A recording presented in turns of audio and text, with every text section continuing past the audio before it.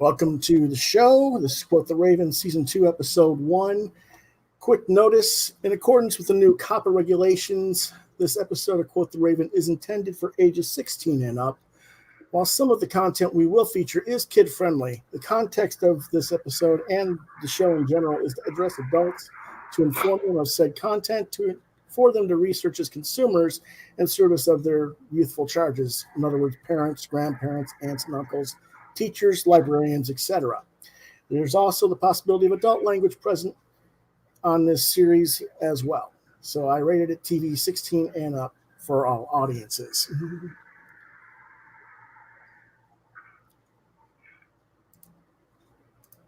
And here we are. And tonight, my guest is artist and creator Armand Villavert Jr. How you doing? Hey, how's it going, guys? How's things out there? Yeah, and he is the writer or co-creator of Gladstone School for World Conquerors, which we have discussed in Season 1. He was supposed to be here a little while, about a month ago, but unfortunately schedules got a last second conflict, and luckily his collaborator Mark Andrew Smith came in and saved our butts, didn't he? Yeah, I had the day job, and whenever I have free time, they're always calling me into work. So, yep. You know, it is what it is. It is what it is, definitely. I'm trying to get my silly machine to do what it's supposed to do. There we go. I look like I'm about to game my Twitch stream with my headphones. Mm-hmm. Oh, yeah. So, yeah, it's been quite a bit of time you've been doing this book, Gladstone School. I think the first time it came out was in 2011. Yeah, but I think we started working on it probably around 2007 or 2008. I think that's when Mark and I met. He reached out to me and wanted to work with me on a project called for Gladstone's.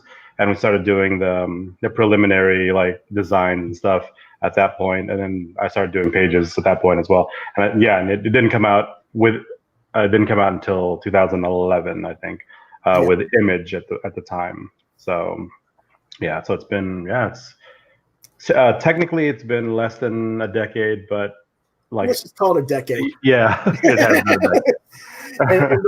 And before then, you've been around a little bit longer than that. I mean, the first stuff I could track of yours, it goes back to 2004.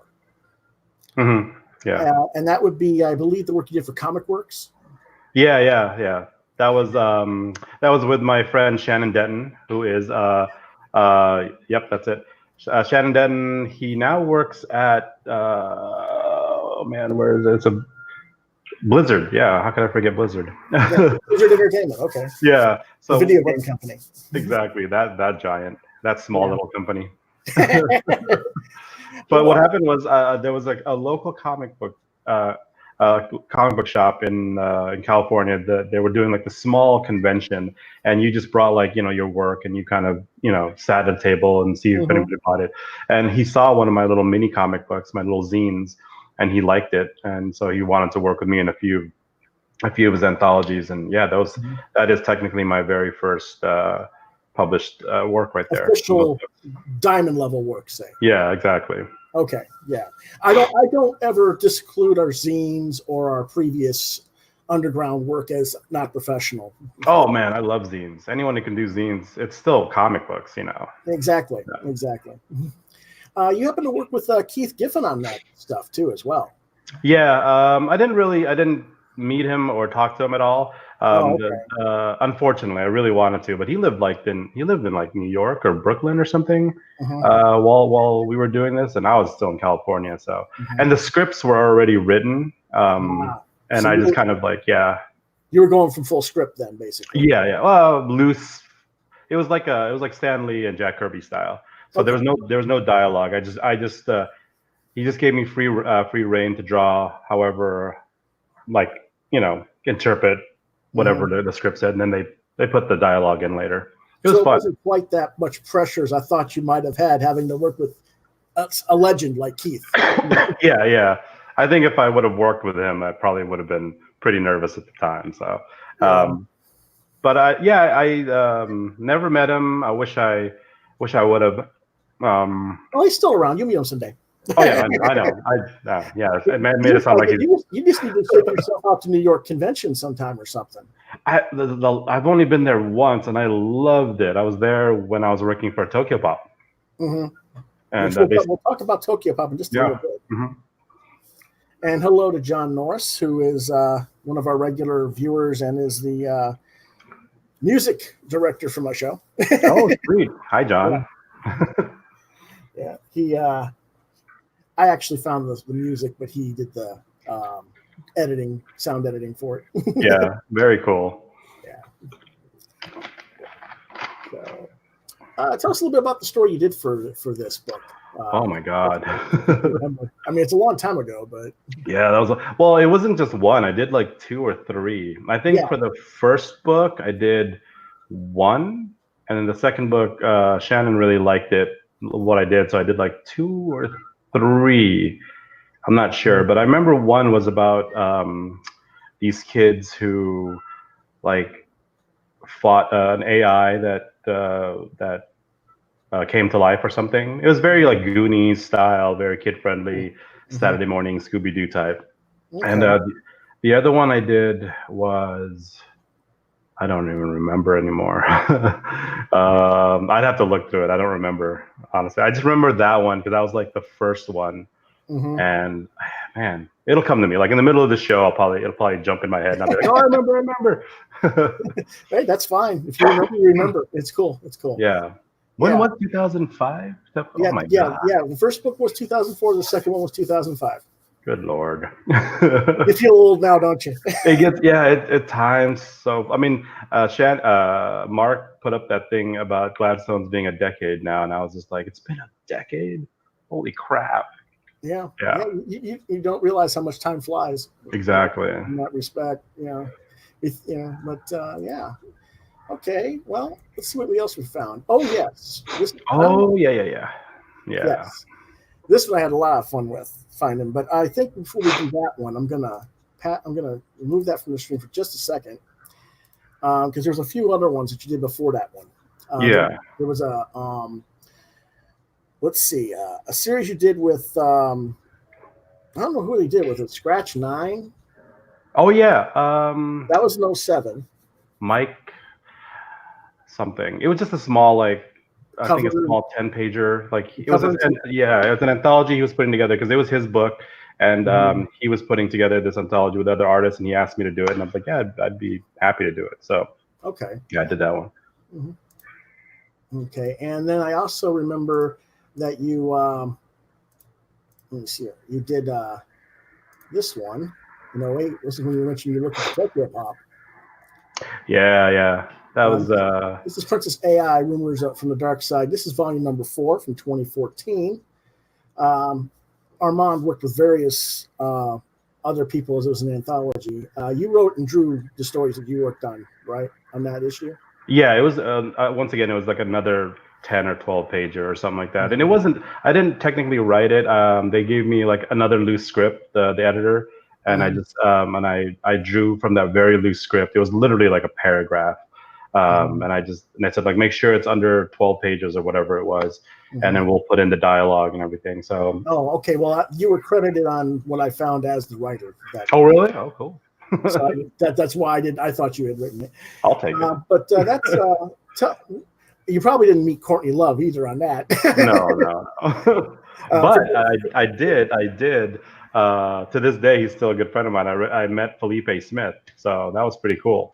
The creator of the new Ghost Rider. Okay. Yeah.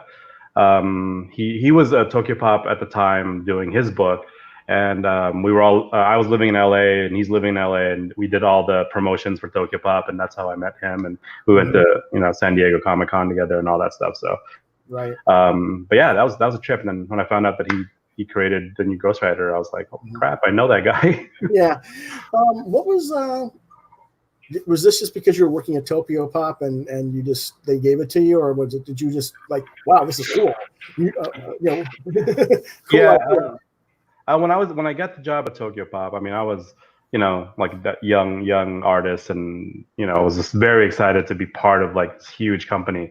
So I was like super thrilled, and then I did the book that I did for Tokyo Pop, which was Zapped, and then after, too. yeah, and then after I did that, I was just like, I wanted to just be part of them. I was like, hey, what else you got? I want to do everything. Like, don't forget about me, please. I want to do everything.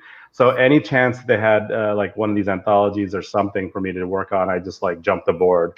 Those are some fun times. Tokyo Pop there's a lot of horror stories about Tokyo Pop, and like how they treated original content authors and stuff. But I had fun. I mean, I had a good time, and I don't regret it. But that's just me. That's my experience. Yeah.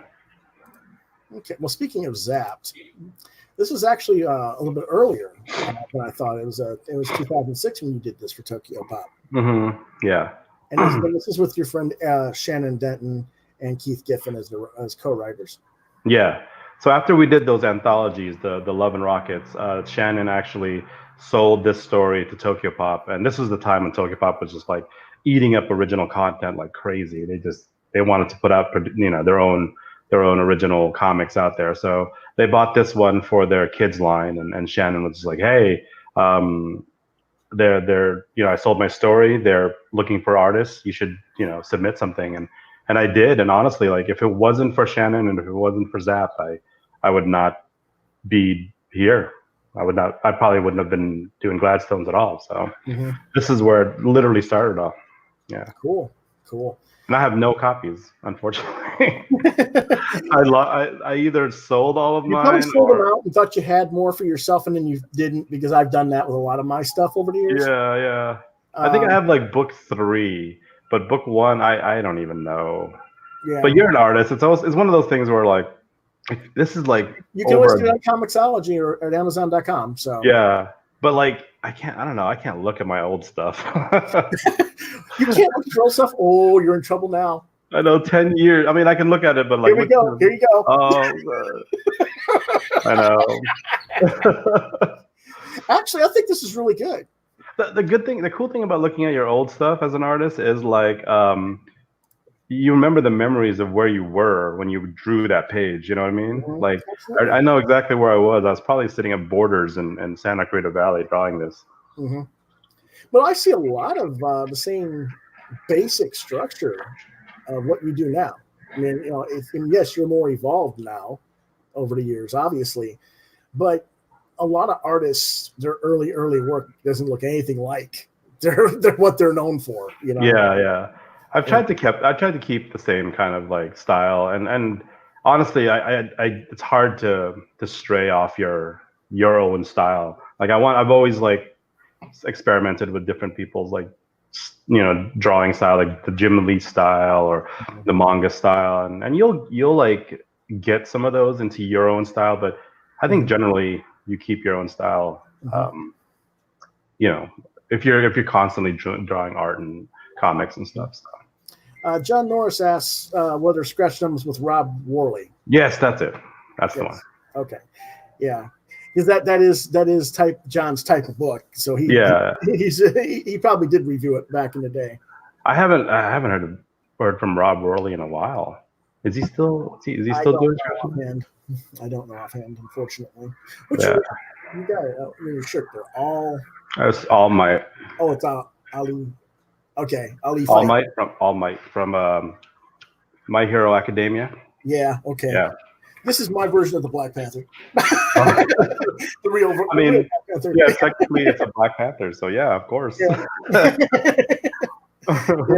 I couldn't find a shirt that I hadn't worn for a while, and for comics related, and I was like, you know what? I'll just put this on. I haven't worn this in forever, Yeah, so that's one of the things about being like a podcaster, right? Like everyone always you got to have a shirt every time you do it, right? Well, that's what people see. Yeah, exactly. They're like, hey, and you can't ever wear the same shirt twice. Oh, yeah, you can. I do it all the time, but.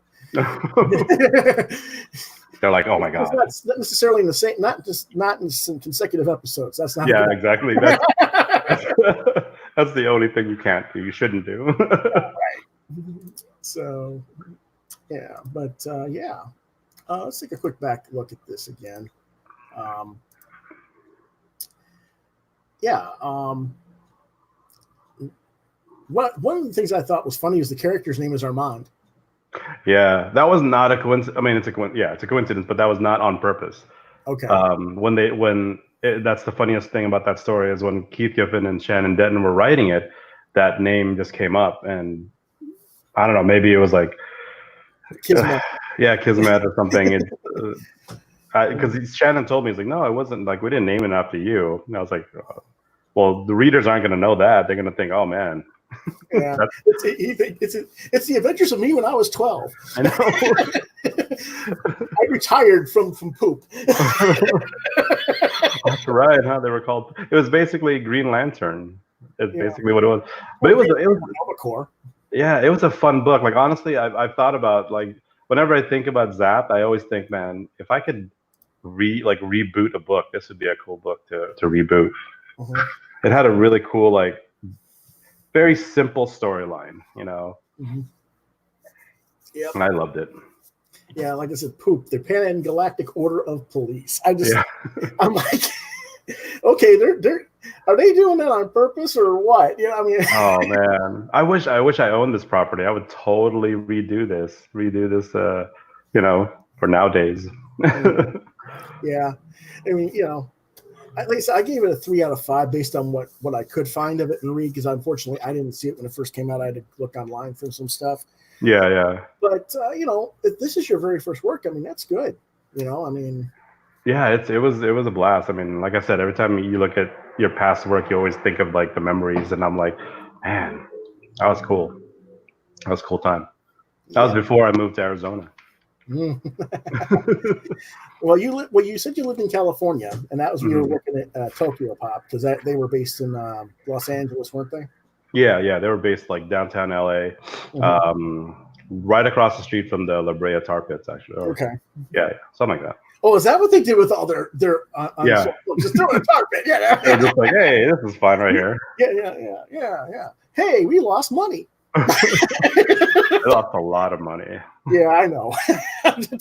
I remember when I first went to their office. Like, I went there and I went in the elevator, and when it opened up, it was all like exactly what you think a comic book office should be like. It had posters of like their manga, and it was just like, man, it was such a thrill. I'm like, oh my god, it's that feeling of like I made it. It's like, okay, but yeah, it was a good time. Oh yeah.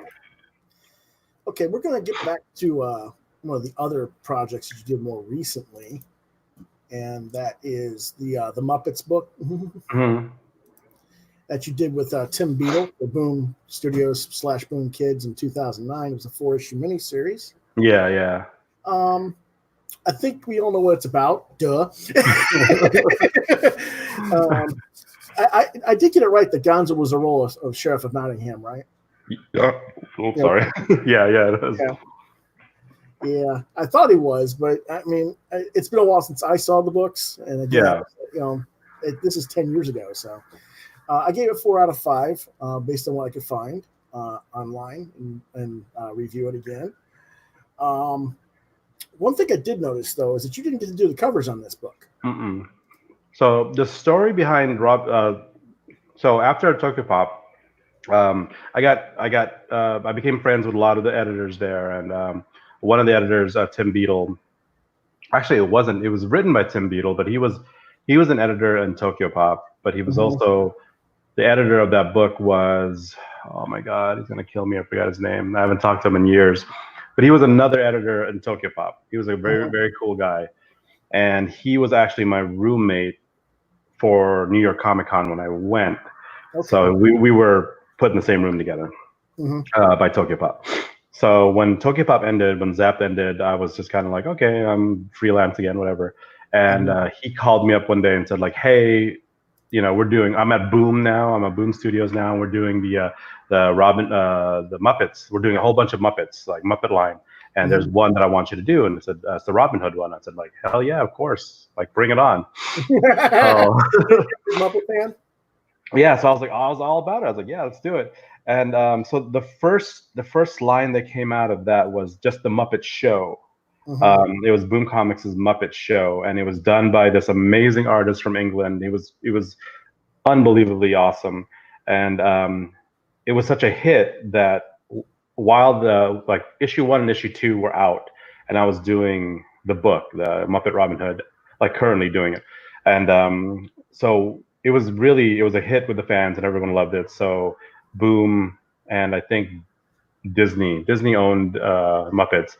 They were like, hey, we noticed that the Muppet Show is very popular, and we're looking at Muppet Robin Hood right now, and I know we told you that we wanted a different style, but can your artist do the same style as the guy who did the Muppet Show?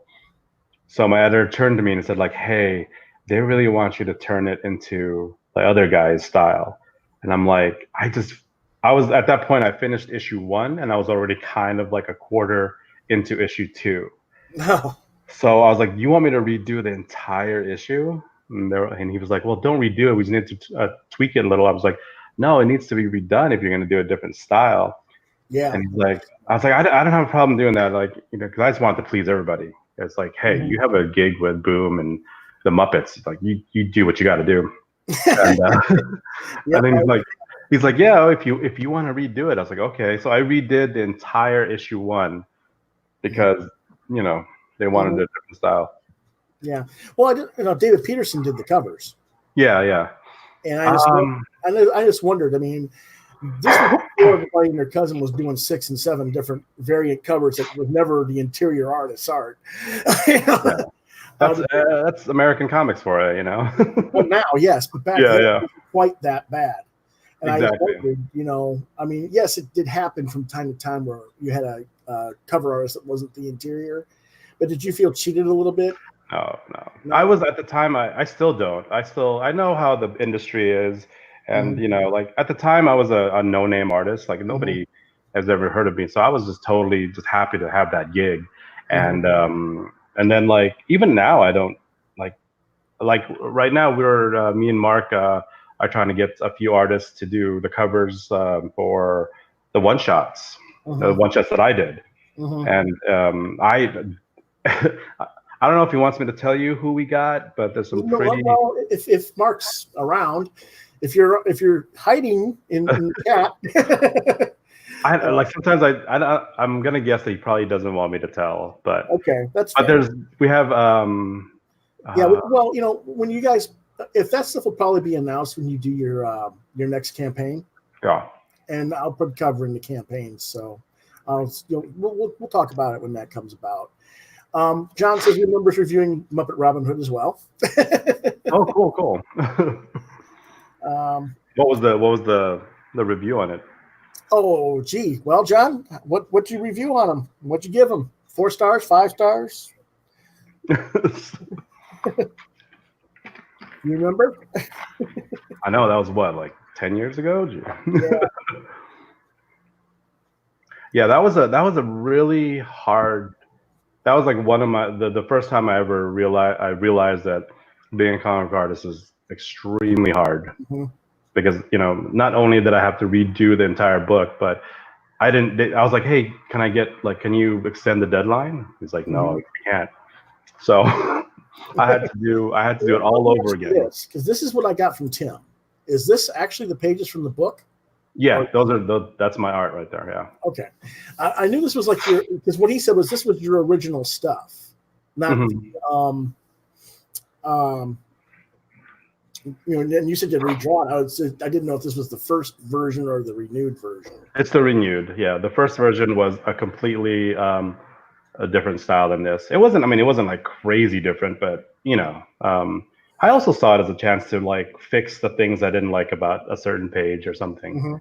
So, but yeah, this is the style they wanted. Because he actually had this on his one of his blog pages, and there was another artist, Amy Medabin or something like that. Amy, Mebelson. Yeah. And he had her art next to yours because both of you were being considered for the book at the time. Yeah, I think she ended up doing another Muppets book. Yeah. At the current time, right now, she's doing really well as a She works for Disney right now. I think she's doing like Disney comics. She's really, really good at drawing like the princesses and stuff. And she's a sweet, sweet lady. Like I when I met her, she was awesome. So I'm a big fan of hers. John says that he found it hilarious and that he really liked it. Oh, thank you. I don't have any copies of that myself. Yeah. Do we ever have any copies of anything?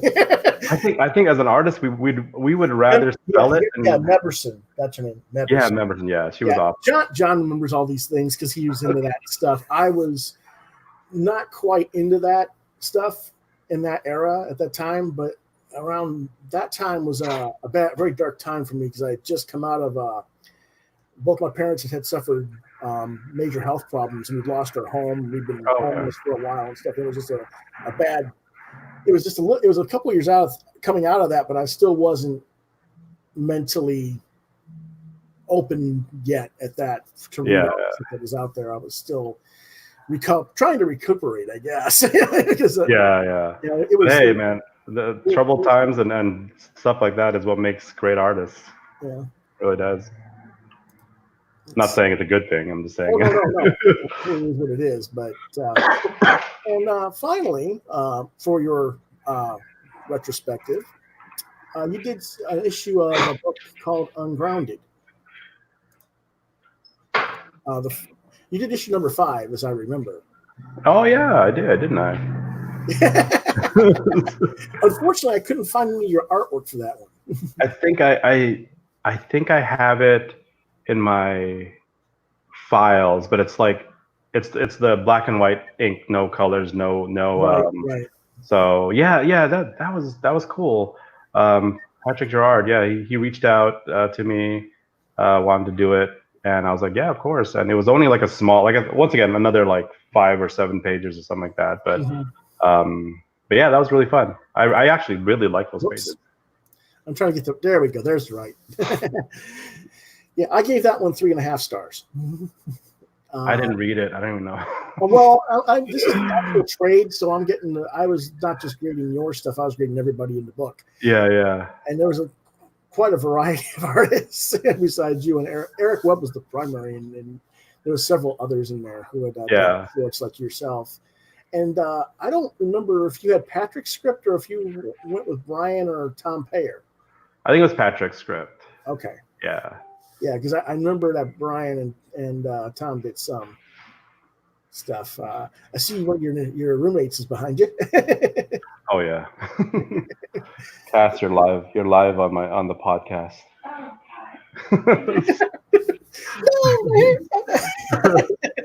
She looks better than me. I'm all. Actually, Brian is gonna be doing one of the one shots for us.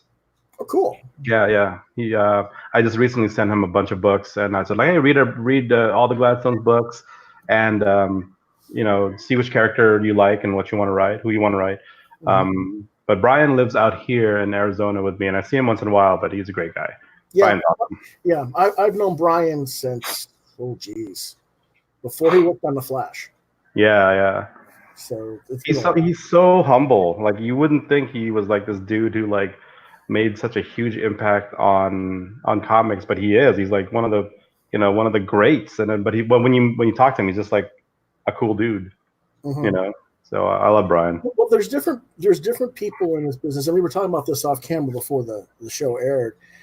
Some people who get successful really take it really goes to their head, and they, anytime they get criticized by critics or by the fans, it's like, well, who the heck are you?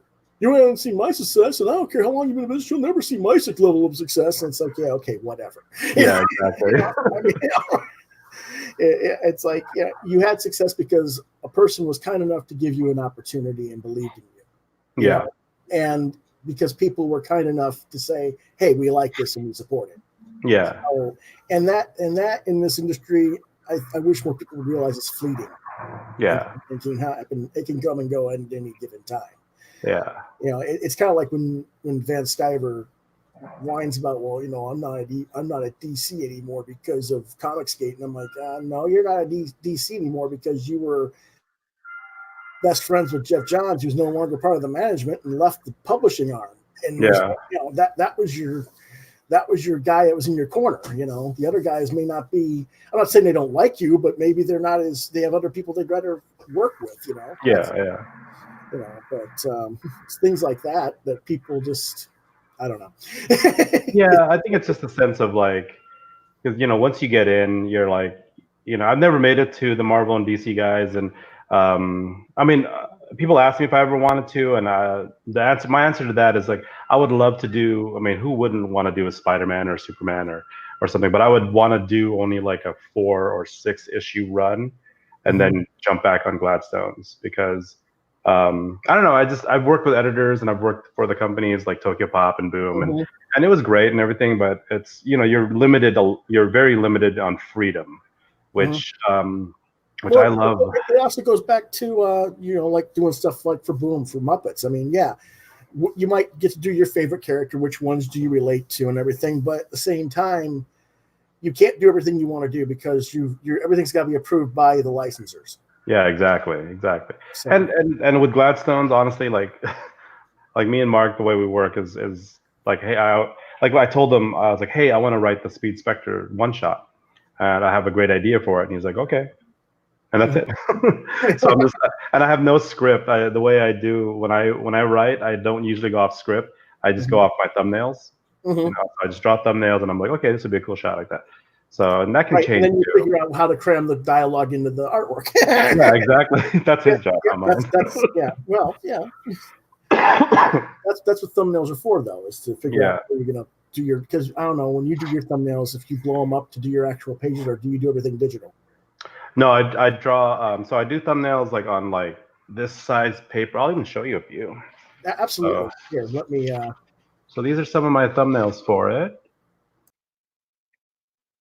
Yeah, and these are all just like small pieces of paper. So I do my thumbnails on that, and then when I do my final page, I will do it on 11 by 17 paper, and that's actually the page that I just finished a couple days ago. For the Speed Spectre one shot. Very cool. Yeah, and then I scan it in, and then I put the borders and the format into Photoshop. Right. What Photoshop are you using? Is it 10? It's the one where you I pay a month, like $10 a month to do it by the cloud. I think so. I think it's 10. Okay. But it can be very glitchy sometimes. Oh, yes. Believe it or not, I'm all the way back on Photoshop 5. Really? From 1999. Yeah. I wish. I would love to go back to Photoshop 6. I love 6. Like 6 was the best. Well, the problem is that the older versions aren't compatible with Win 10. Yeah, so exactly. That's why I have the Win 7 machine for my graphics, and then I have to transfer everything digitally through mail or whatever. I usually just put it in clips on Gmail and Gmail it to myself on my God. And download it onto the 10 machine. I've done that. And it's like it's those things where I'm like, God, I wish I could afford an assistant to do all this for me. Yeah. No. That's true. Yeah, but I've had the thing is I've had assistants who do that, and then they screw up on something, and I get blamed for it. So yeah. And also I've had a few people help me. Like my brother has helped me a few times, and not that they did anything wrong. It's just like it goes faster if I do it myself. You know what I mean? Because you have your system, and you know what you're doing. So you're like click, done. Where if you had an assistant, like you wouldn't be doing so much, but you have to turn around and be like, oh, you didn't do that right, or can you fix this? And and it takes a little bit longer, but I don't know. Okay, well, let's go ahead and I know you did some other work for Actionopolis, and I don't really have anything to show there, unfortunately, because I just couldn't find anything. But that was Shannon as well, or okay. that was his company at the time. I don't think it's his company now, but I mean it was like his studio name and stuff like that. Okay. But I did a few other small things for him. That was like web comics, right? Yeah, for webcomics and stuff. Okay. And then I actually this is a lesser known fact that I've done, but I've actually in between Tokyo Pop and Boom, I actually did a few video games. So I did the one I did that I'm credited for was a small game for Way Forward Studios called TAC 3. TAC 3. It was a Nintendo Game Boy Advance game, and I did. There, I'm afraid you've lost me because I know nothing about video games. Let's see if I can find it. Atari. I'm serious. I mean, the last time I actually owned a gaming console was a 2600. Oh yeah. Yeah, it was. You know those when you play a game and then like the little sprites come in and they start talking. Mm-hmm. Like that I do those. So that's all I really did. I didn't program anything or develop a game. They just hired me to draw the little. Yeah. Oh, and I also I'm sorry, it was TAC 3, and I did the first Game Boy 3DS game for Hotel Transylvania. Oh wow! So I did that one too. Yeah. That's interesting too. Like you say, little known facts. Yeah, those were like small freelance gigs that I picked up here and there. That if you really look into that, then you'd find it. But right. Well, you're probably surprised I came up with all the stuff I came up with because I did it in 24 hours. Yeah, I was like, oh my god, like the one with Brian Augustine. I was like, I did that. I was like, oh yeah, I remember. It was literally like I think 2 weeks of work, and then I was like, hey, I finished it, and Patrick was like, oh cool, and that's it. Yeah. Well, it happens that way sometimes. I mean, especially in indies, because and people don't know about it because unfortunately so much stuff gets overlooked in the indie scene, and we'll talk about that a little bit more. Yeah. Is there anything else that we haven't discussed, though, your non-Gladstone work that we haven't discussed that you want to touch on briefly? Let's see. No, I think that's it. I think Muppet Robin Hood, Tokyo Pop stuff. I think that's it. Okay. I think it went to Gladstone after that. Okay. Well, who were some of your favorite artists growing up? That's a good question. So the very first comic I ever picked up as a small little kid was I forgot the number of the issue, but it was Daredevil, and he fought Bengal. He fought Bengal as Daredevil. So to this day, Daredevil is still my number one guy. So I love the Netflix series and everything because Daredevil's the bomb. And it was drawn by. Now you know what to hook him on. Yeah, exactly. Daredevil's been my guy. And it was drawn by Ron Lim. Okay.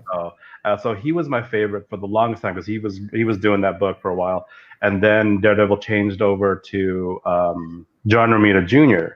Right. And so I fell in love with his stuff, and I still love his stuff to this day. And I know he's like 50-50 with fans, but I grew up with him.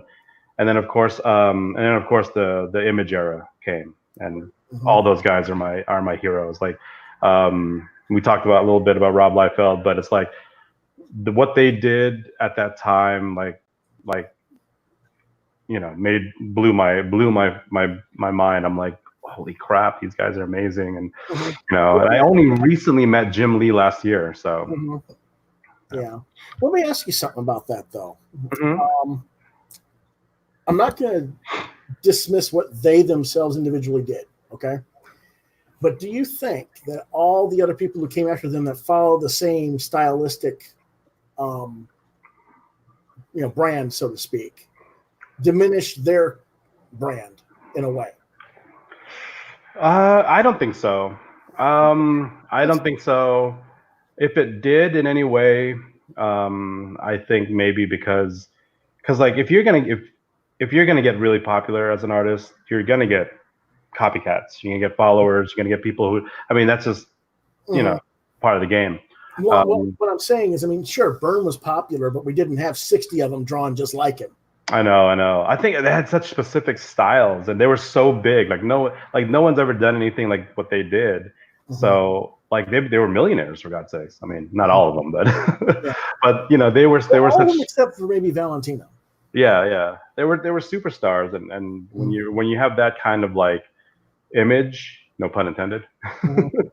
When you have that kind of image, like people are gonna like. I was one of them. I was trying to draw Jim Lee. I would get so frustrated that I couldn't draw like Jim Lee that it would drive me insane. And I think you probably hate to watch me draw. I'm the guy that can go from Jim Lee to John Byrne to Jack Kirby to the next guy to the next guy. yeah. That's honestly that being able to do that is a skill in its own. Like that's amazing because to be able to jump But from it takes style you to years style. to do it. Oh yeah. Because you have to study each artist that you're going to emulate and learn. Yeah. Even though there's similarities in basic understructure of everything. Yeah. You know, you have to look at what people are doing and how they're doing it. And figure it out. I think to answer that question, like if the only way I could answer that question, I guess, would be to if let's say this even goes out to you. Let's say like we become huge, same caliber as what they did, and we start getting copycats and people doing that. Like I think the only way that our work would get diminished if we slowed down or got lazy and stopped. I think it would be up to us at that point to continue doing what we're doing and even evolve to being either a better artist and like, or just keep doing what you're doing. Like, you know, because honestly, you don't have to prove anything to anyone because if you're Jim Lee and you have 10 million copycats, you're still Jim Lee. Yeah. You know? Yeah. Right.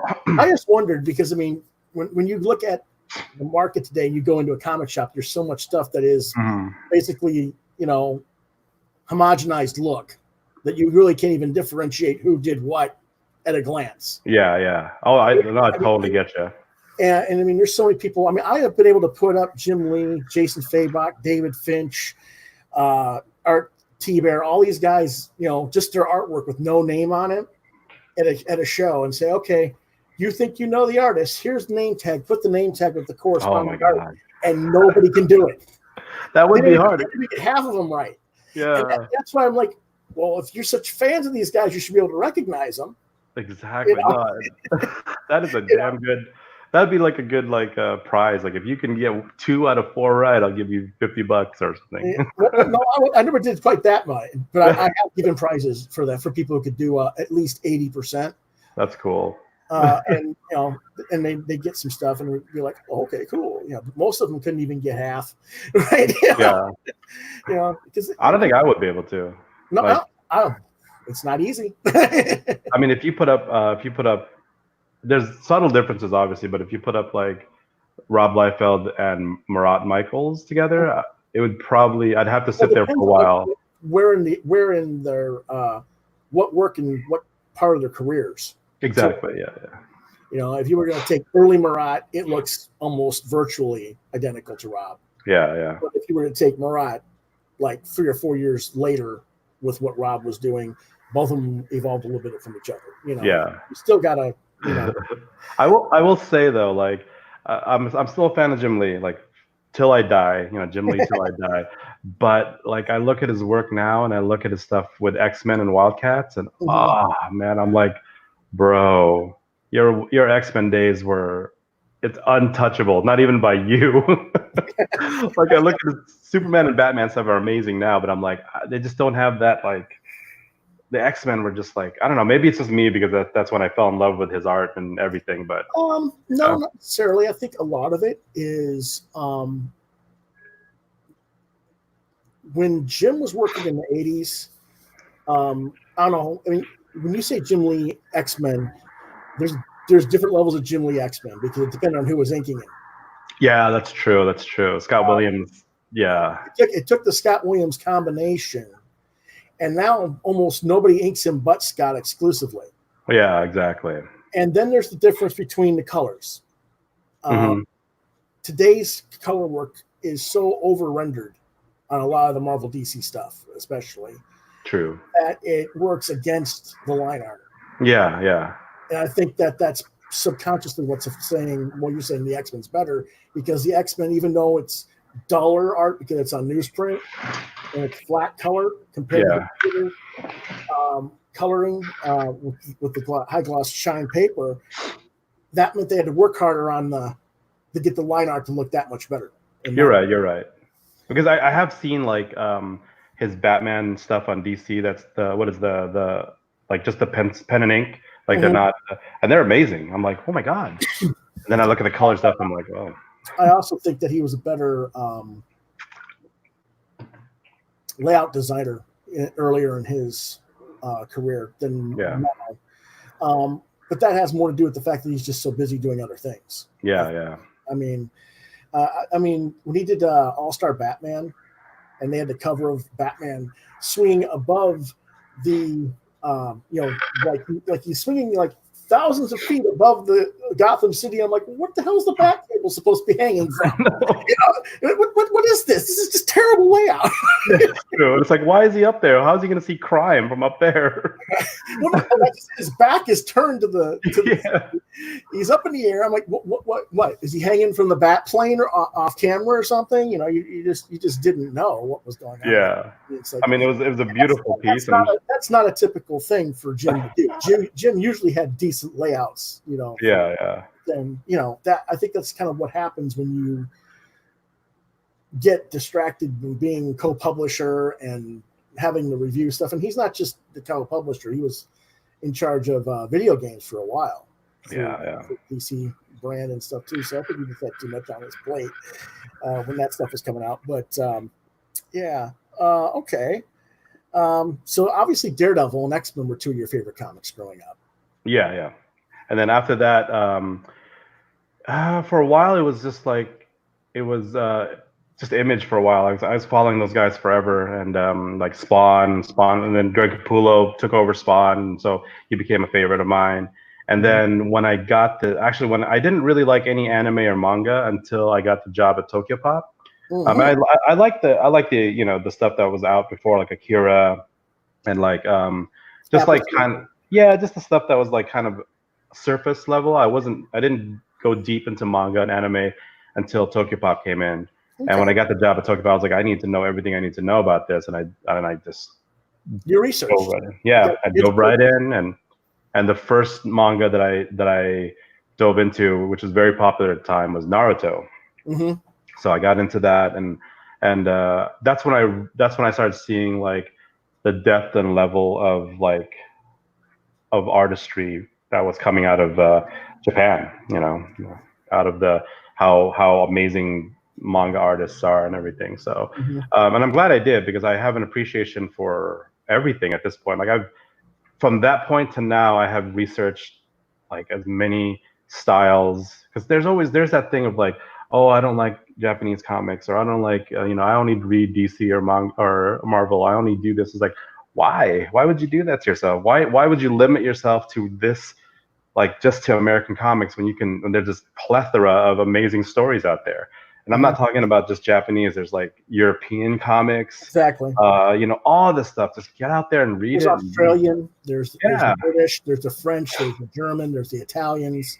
Yeah. There's a lot of stuff out there. Absolutely. So, and even not just Chinese or Japanese. I mean, obviously we were talking about Mark being over in Korea. Korea's got their own. Yeah.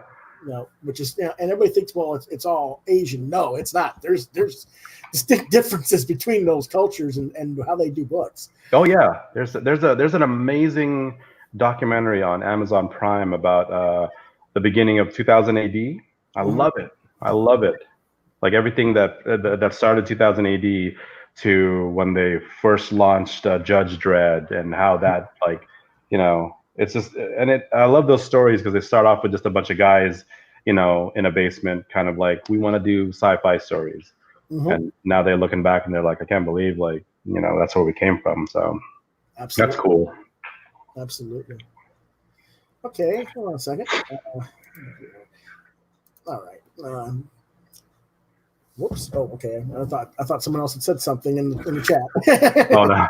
It was John. Still, the last thing I had was John. It's just that my camera sometimes blocks the screen sometimes. Oh, okay.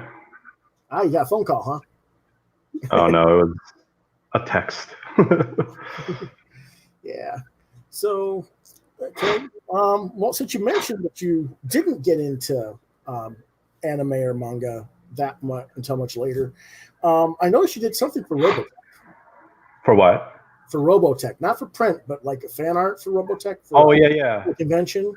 And I didn't know if that was a property you ever wanted to work on, or was there any other, manga properties that you hadn't had any interest in? Well, I mean, man, the thing about manga is like those properties. It's because the property is owned by the artist and writer. So I think that's what I love about like how they do it over there. And I keep shaking my camera. We got the American adaptation versions though too. Yeah, exactly. Well, I mean, like for example, like Spider-Man, like we can have a team, an artist and a writing team on Spider-Man. They can do an amazing job for like 5 years, and then they move on, and then somebody else takes over for Spider-Man. But I think what I like about manga is like if like when one piece ends, that'll be it. No one else really will be able to, because it's owned by the artist. So ghosts and lets them do it. Yeah. We all know that there is that going on over there. So yeah. I would love to, like, man, if like Shonen Jump or something was like, hey, we want you to do like a spin-off series on Naruto or any of their properties, I would dive on that in a heartbeat, Yeah. I noticed on your Facebook page you used to teach at Phoenix University or Phoenix College. Yeah. What'd you teach? I taught coloring comics, and I only did that for a semester to cover my friend of mine, Marat. She was teaching there, and she decided to follow, like, go back to school for more to get her, I think, masterate in art and everything. So she couldn't teach there anymore. So she asked me to take over for one semester, and so I did for one semester, and I did it. After that, I was like, I don't want to do it anymore. I don't. Comics, you mean digital coloring or? Yeah. Okay. Yeah, Photoshop. But it's still, those classes are still going on in Phoenix, and it's taught by some really talented local artists. I think the coloring one might be taught by Jeff Pena, who is a local artist here in Arizona. He's a really cool dude. And for a while, it was taught by Tony Parker.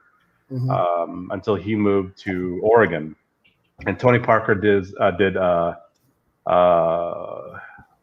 think the biggest book he did was Do Androids Dream of Electric Sheep, done by Boom. Was it Boom? Yeah, I'm pretty sure it's Boom. And I think he also did a God of War. But Tony didn't color that. No. I know he didn't, because one of my friends colored it, Blonde the colorist. Oh yeah. Tony didn't color it, but I don't know what Tony's working on now. He's very secretive about it. I keep telling him, like, dude, your style would be so dope on Judge Dredd. Like, I need you to do a Judge Dredd comic. He's like, maybe. Believe me, I don't know what you do, but I've been asked to do Guardians of the Galaxy for like decades. Really? By fans, not by anybody in the business, but by fans. And that would be dope. And it's like, you need to write the Guardians of the Galaxy. You need to write the Guardians of the Galaxy. And I'm like, especially now the new current version. I'm like, yeah, but I don't like those guys. Who would you core up? Who would you like have? I would go with their Valentino lineup. Oh, okay, cool. Yeah. That's a good lineup. It's a damn good lineup. Most likely. But I mean, don't get me wrong. I like Star-Lord. I like Rocket Raccoon. But I'm not. To me, it's Star-Lord and the Infinity Watch, and that is more improved with the movies. That is what it is. I mean, it's not really the Guardians of the Galaxy. It's Star-Lord taking the place of Warhawk. Yeah. No, you can't go wrong with Warhawk, and Yondu was part of that one, right? The original Yondu, or no? Yondu was part of the original lineup from Arnold Drake, if I'm not mistaken. Was he part of Valentino's? Yes. Oh, was he? Okay. Yeah. Yep. Let's see. Arnold Drake did Martin X, Yondu, Charlie 27, and Vance Astro in 1969, if I'm not mistaken. If I remember correctly. You should do it. You should do like a what in Japan they call a dojin. Like a one shot. Yeah. And then just sell it like on the black market, sell it at convention. Hey, you never know. It might fall into the right hands, and they'd be like, "Yo, we need this guy working for Marvel." Oh, Marvel's made their money off of me. I'm sure. Yeah. I'm not going to get into that rant. We're on a good positive vibe tonight. I think like in my opinion, like I love doujins. I love fan comics. They're a fun thing. I actually have one that I may like. I thumbed it out, and I kind of want to do it, but if I have time, I'll do it. But it was after I saw when I walked out of Rise of Skywalker, I was like, I got to do this story to make myself feel better. Really? Were you really that disappointed in it? I mean, it's a lot to unpack. Like the first time I saw it, one of the things I have about it is like, well, if Palpatine is their grandfather, then somebody had to tap that. I know. And I'm like, no, are you dumb? You got cloning technologies. You got we've already implied that he may have been the one that impregnated Shmi to create Anakin. We've got normal, extra intravertal fertilization from his, some other things. He didn't have to have sexual intercourse with Palpatine to have a kid. Why are you going with that? I'm okay with just them glossing over that fact. Like, yeah, he had a kid. I don't want to know how. It's like, all right, I'll take that. Yeah. But what I'm saying is there's enough evidence out there that you don't need it spelled out for you. You can figure it out without going there. Exactly. When I went to see it the first time, I was disappointed. I was, and then I saw it the second time with my girlfriend, and I went in there with like the first time I went in there with, I don't know, maybe an expectation or something. But the second time I kind of went in there with just kind of like mind blank, and just was like, all right, I'm just gonna let this movie like play out and have fun with it. And I did. And honestly, like there's 1.5 million plot holes, obviously, but for the majority of it, that's true of all those Star Wars films. If you so I walked out of it thinking my biggest thought was like, man, I really like Kylo Ren, like his character arc, those 3 movies. Like, I love this. Like the fact that and Adam Driver is an amazing actor. But I like the fact that in the first and second movie, he was like unhinged and he was kind of bratty, and he was like, whenever he would fight with Rey or against Luke, he was like hunched over and he was like all angry. And then this time, he was literally like calm, collected. He was stalking her. He was just kind of like she was jumping over waves, and he's like, I'm gonna walk to you. Yes, you just stepped into the chat. Who? Oh, what's up, Patrick? He got tied up. Oh yeah. We were talking about Star Wars stuff. But yeah, we have discussed Ungrounded, Patrick. Believe it or not, he'd almost forgotten he'd done it. I actually did forget until I saw it. I was like, oh yeah, I did do that, didn't I? So, but that's one of the things, though. It's kind of funny that we do that. I know people come up with stuff from me from back in the day. Yeah. I better turn that off. Yeah, I mean, overall, I enjoyed it. I mean, I think what people forget is like those movies are like, they're meant for kids. Like, like I personally like the movie that I hate of all the Star Wars, the one that I hate the most is I really don't like Attack of the Clones. But I can see why kids would freaking love it. It's like Star Wars was never meant to be, for adults. They were always meant for kids. I mean, we love it too, and I told my girlfriend that we love it is because we grew up through it. Yeah. I mean, it's kind of a weird thing. I mean, today's audiences, today's society is just so detrimental on everything. We just gotta tear everything apart. Exactly. And I don't know why. I mean, I might be considered one of the most critical, I guess. I don't know, but they're like, well, you tear things down. I'm like, I tear things down, but I tell you why. Yeah. You tear it down because, well, I don't like it. Well, why don't you like it? Well, can't you figure that out? It's right there. Yeah. It's like, what? Yeah. Like I said, it's like the whole thing of, well, Palpatine was somebody gets such a Palpatine. No. I think it's okay to not like it. It's totally fine if you're not into it. It's totally fine, and if you have a good reason for it, or if you have your own reason, that's totally fine too. It's just like, I just have a problem with people who don't like it, and they're like, you need to not like it because I don't like it. Right. Patrick says, I had fun with Rise. I think it's just a fun roller coaster. It hits the emotions if you turn off your adult brain. That's exactly it. And I tell people, like, no matter how bad a Star Wars movie is, it doesn't diminish my love for Star Wars. I will still always love Star Wars, no matter what. Like, you just play that. Here, let me give you Adventures of Endor, or whatever. or the Christmas special. Now you know what a bad film, Star Wars film is. See, that's a perfect example. They came out with like the Christmas special and Endor movies, and I still love it.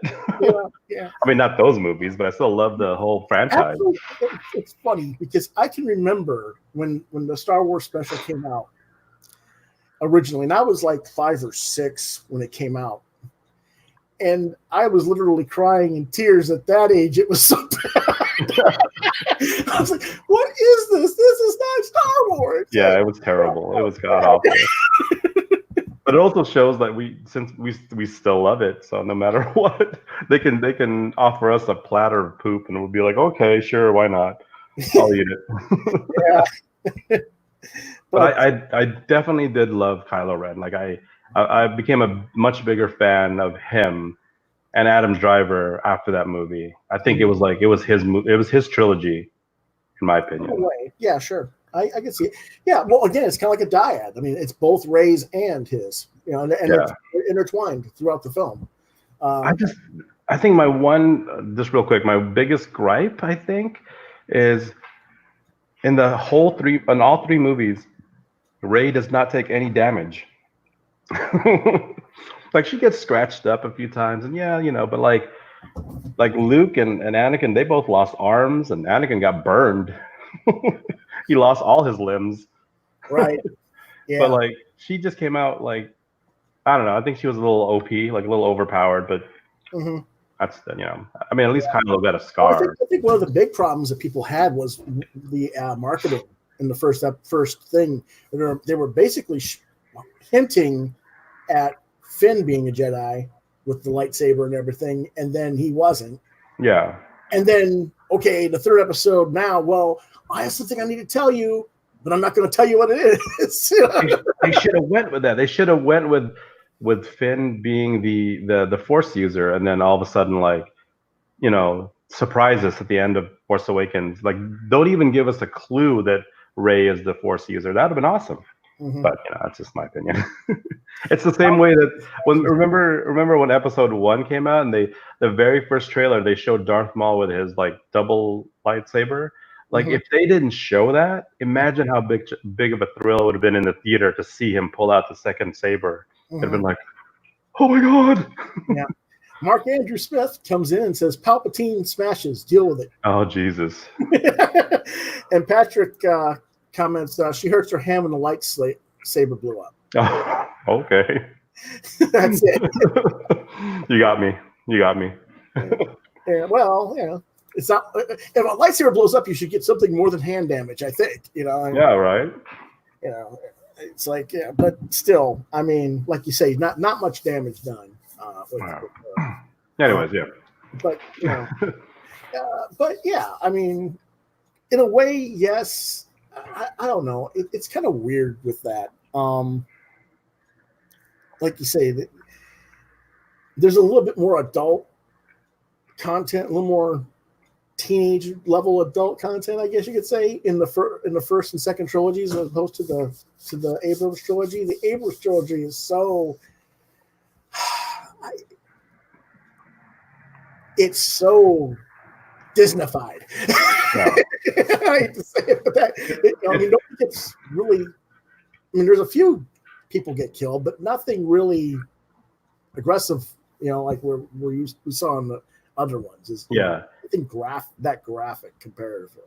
It felt like Abrams just wanted to make his like, hey, I'm gonna make my own Star Wars, but not do anything original. I'm just gonna take the original and like. I don't know if it was JJ or people at Disney. I mean, you got to remember Kathleen Kennedy and other people. There's a lot of people who had their finger in the pie there. That's true. I will say this much though, like the actors in the movies were all amazing. Like they acted their butts off. Oh yeah, they did a good job with the material they were given. Yeah. Amazing. The one thing I kind of was a little bit disappointed was when C-3PO gets to translate the Sith. Yeah. Turn red. I was kind of like, when he says, "I want to take one look last at my friends," and then I was like, okay, now he's a Sith robot. Kill, kill, kill.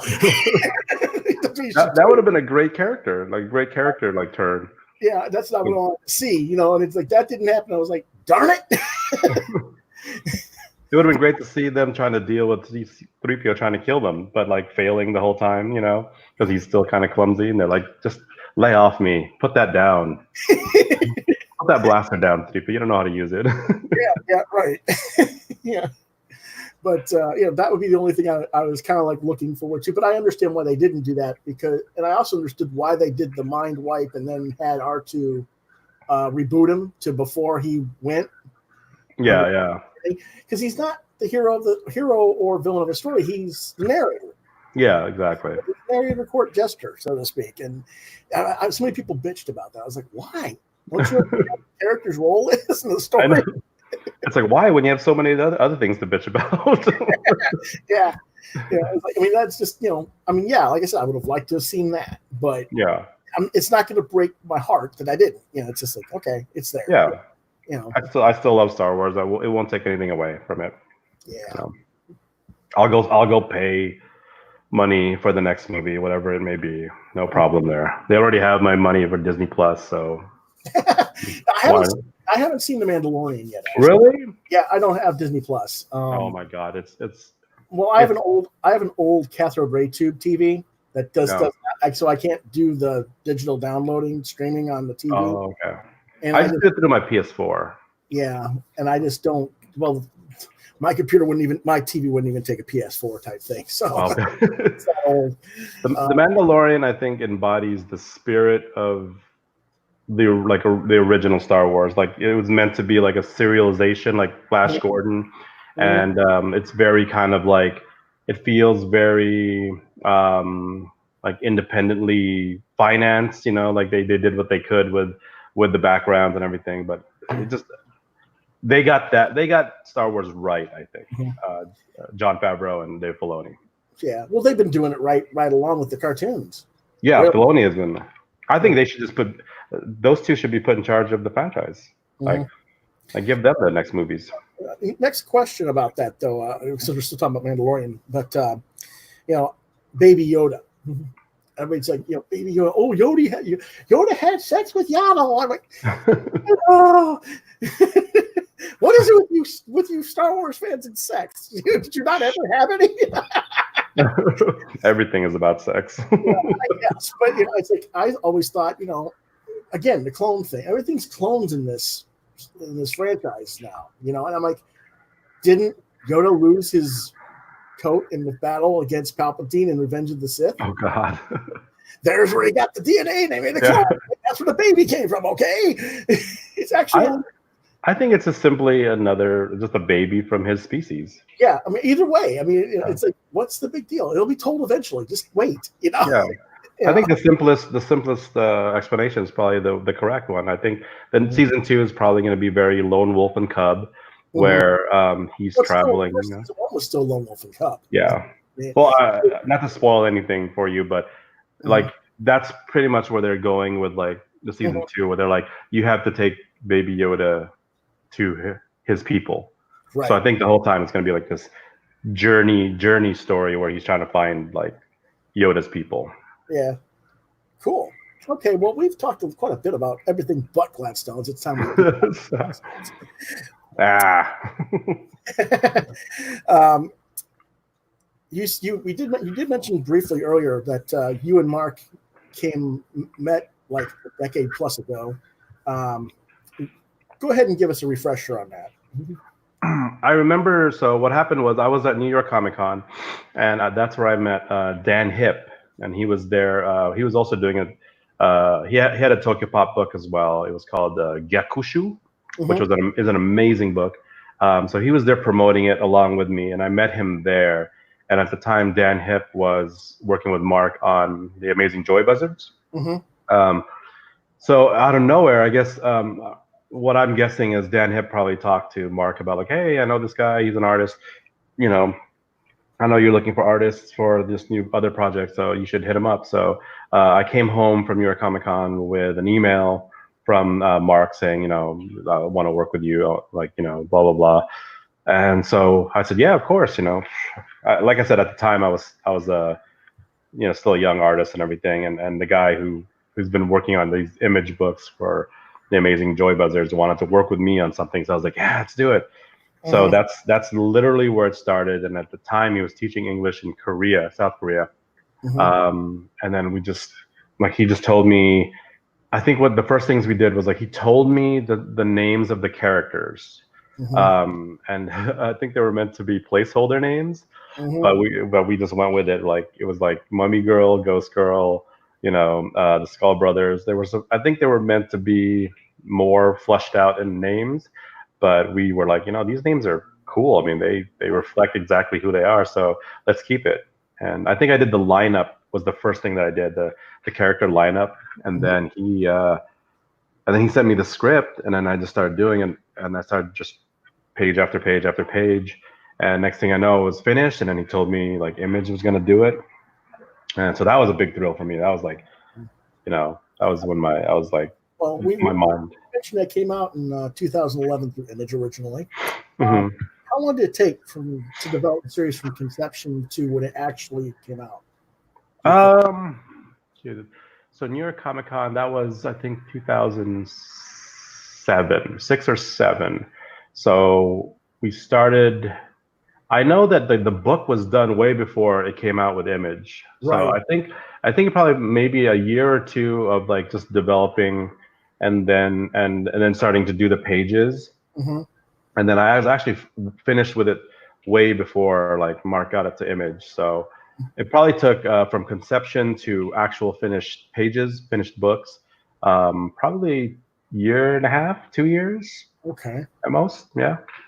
All right, and then another 2 years to get it through the channels and get it on the schedule and solicited and so on.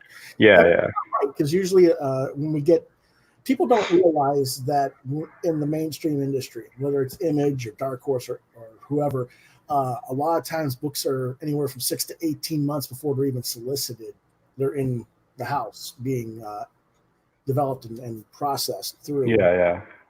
And that, you know, so, you know, you might see a book that came out in 2019, but it was actually already accepted back in 16 or 17. Yeah, exactly.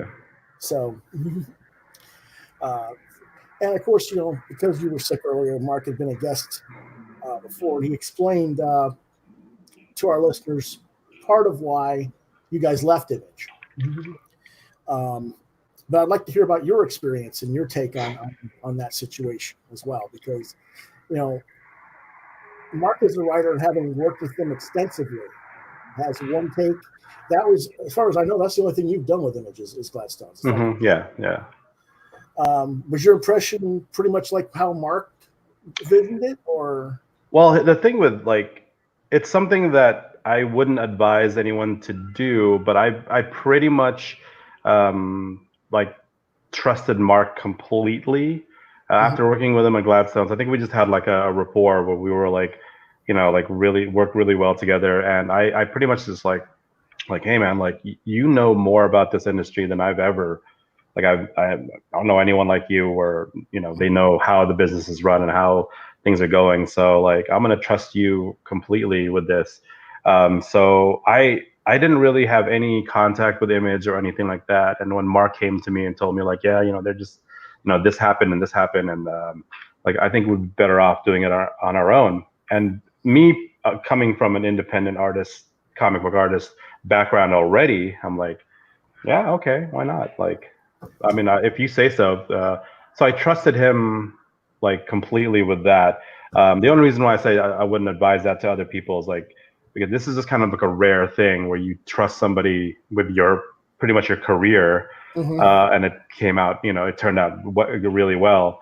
A lot of people have been screwed over, because of that, because they trusted way too much. So, it was just kind of like a rare thing. I told them like, yeah, I see where you're coming from, and if that's your choice, then I got your back on that. So, and I don't regret it, honestly. Like what we've done since then, I have enjoyed way more than than being part of like Image or anything like that. Well, that's cool. We're going to do a quick thing here. What Patrick mentioned about the mind wipe with C-3PO. He thought they would use the mind wipe to undo the Revenge of the Sith mind wipe and have him remember that Anakin made him. It would have been like, oh, Anakin made me. Yeah. Okay, cool.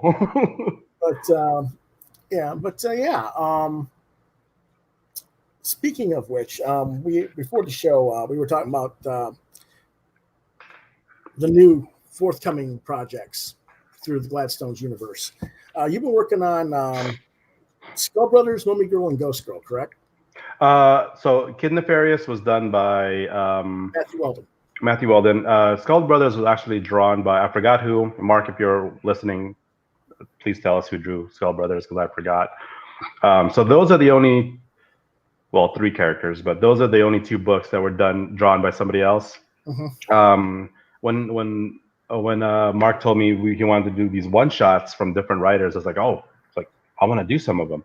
And he's like, okay. So I did the Ghost Girl, the Mummy Girl, Martian Jones, and Speed Spectre. Yeah. And I think one of the other reasons why is because like I'm free when it comes to this property. Mark is you're not free, you're chained by Starbucks. Yeah, exactly. So he doesn't really have to pay me to do any of these characters, because they're my characters as well. But he does hook me up. He does, like, I know that once in a while I'll like yo, like, can you like spot me a little bit here and there? I just need to like have a little extra finances this month, and he will, and I appreciate that from him a lot. Like he's definitely like helped me out big time on that. But instead of paying Marcelo de Tiara. That's right. Yeah. Because I know who Marcelo is, and he's worked with Marcelo before. Yeah, the Skull Brothers book that he did is amazing. It looks crazy good. I was so jealous. Test inked on Marcelo. I'm now. I really want to see what that looks like. I haven't seen. Well, I've seen the majority of it black and white, but I haven't seen like all the colors yet. So I kind of like to do that, where I'm like, I just want to see it, and when it's all done, so I can see it all for everything. But the Mummy Girl book is also done. It's ready to go. Ghost Girl is being colored right now, as well as Martian Jones. And when I finish Speed Spectre, that'll be colored as well. And it's being colored by this Japanese colorist. Well, she's an artist. Her name is Hakuto Oshiro, or Oshiri. I think it's Oshiro. Hakuto. It's not her real name. It's her pen name, and she lives in like mid Japan, like not in Tokyo, but like the middle area of Japan. And she's amazing. Like her colors are unbelievable, unreal. Like she makes my art look really, really good, and I'm very thankful that she does that. Well, can you show us any of the images from some of those projects yet? What's that? Can you show us any of the images for? Oh yeah. Let's see. Because we know that Mark, do you have any timetable to get those on Kickstarter or Indiegogo yet? Because Armand didn't know what the timetable was yet.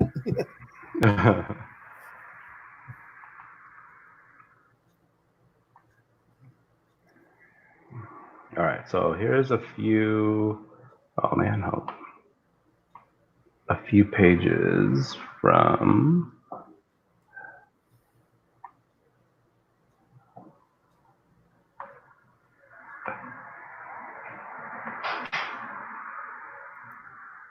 There we go. This is from the Mummy Girl book. Yeah, that's a few pages of from Manga, page 1. Let's see.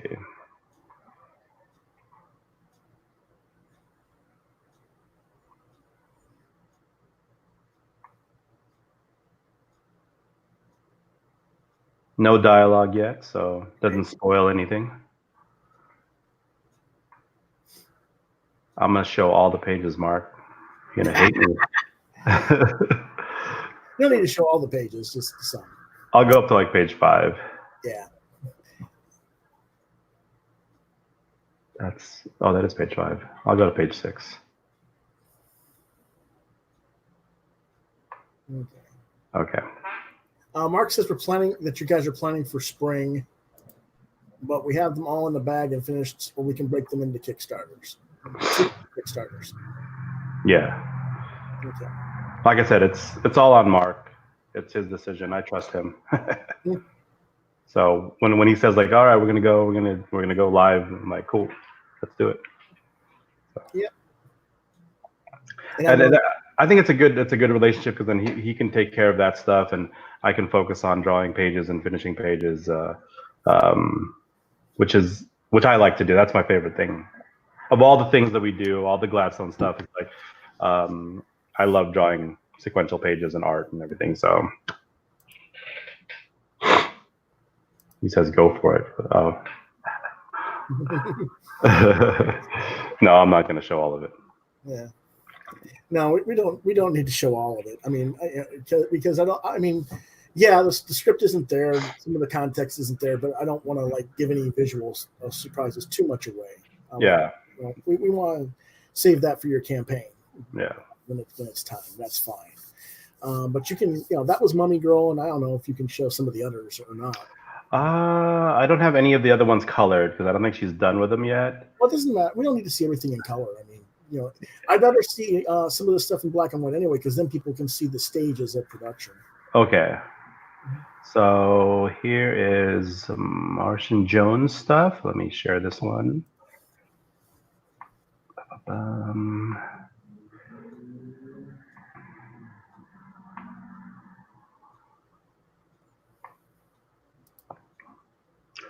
Hey, no, go ahead. Look at all that cool small little art, man. There we go. No, go ahead.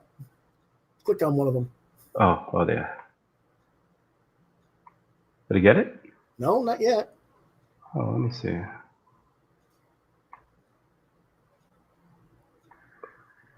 Remove it from the screen and try again. Nope. Okay. It's not opening for you, huh? It's open. I think the computer doesn't know which one to share. Hold on. Okay. Well. Okay. There it is. You have it ready. Nope. Nothing. Nope. Still got the. Try again. Let's see.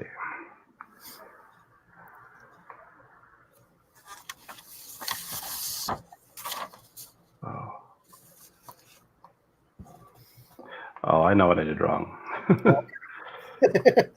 Well, while we're doing that, obviously all these characters are like your babies. Mm-hmm. You're all your favorites for different reasons.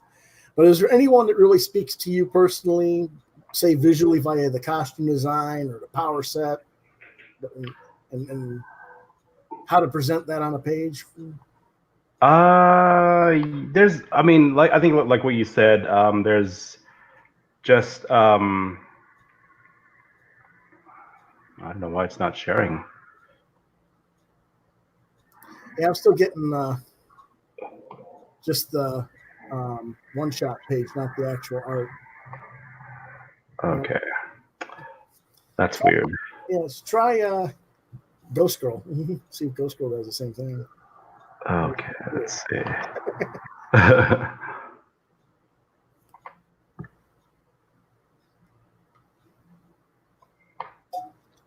Share screen.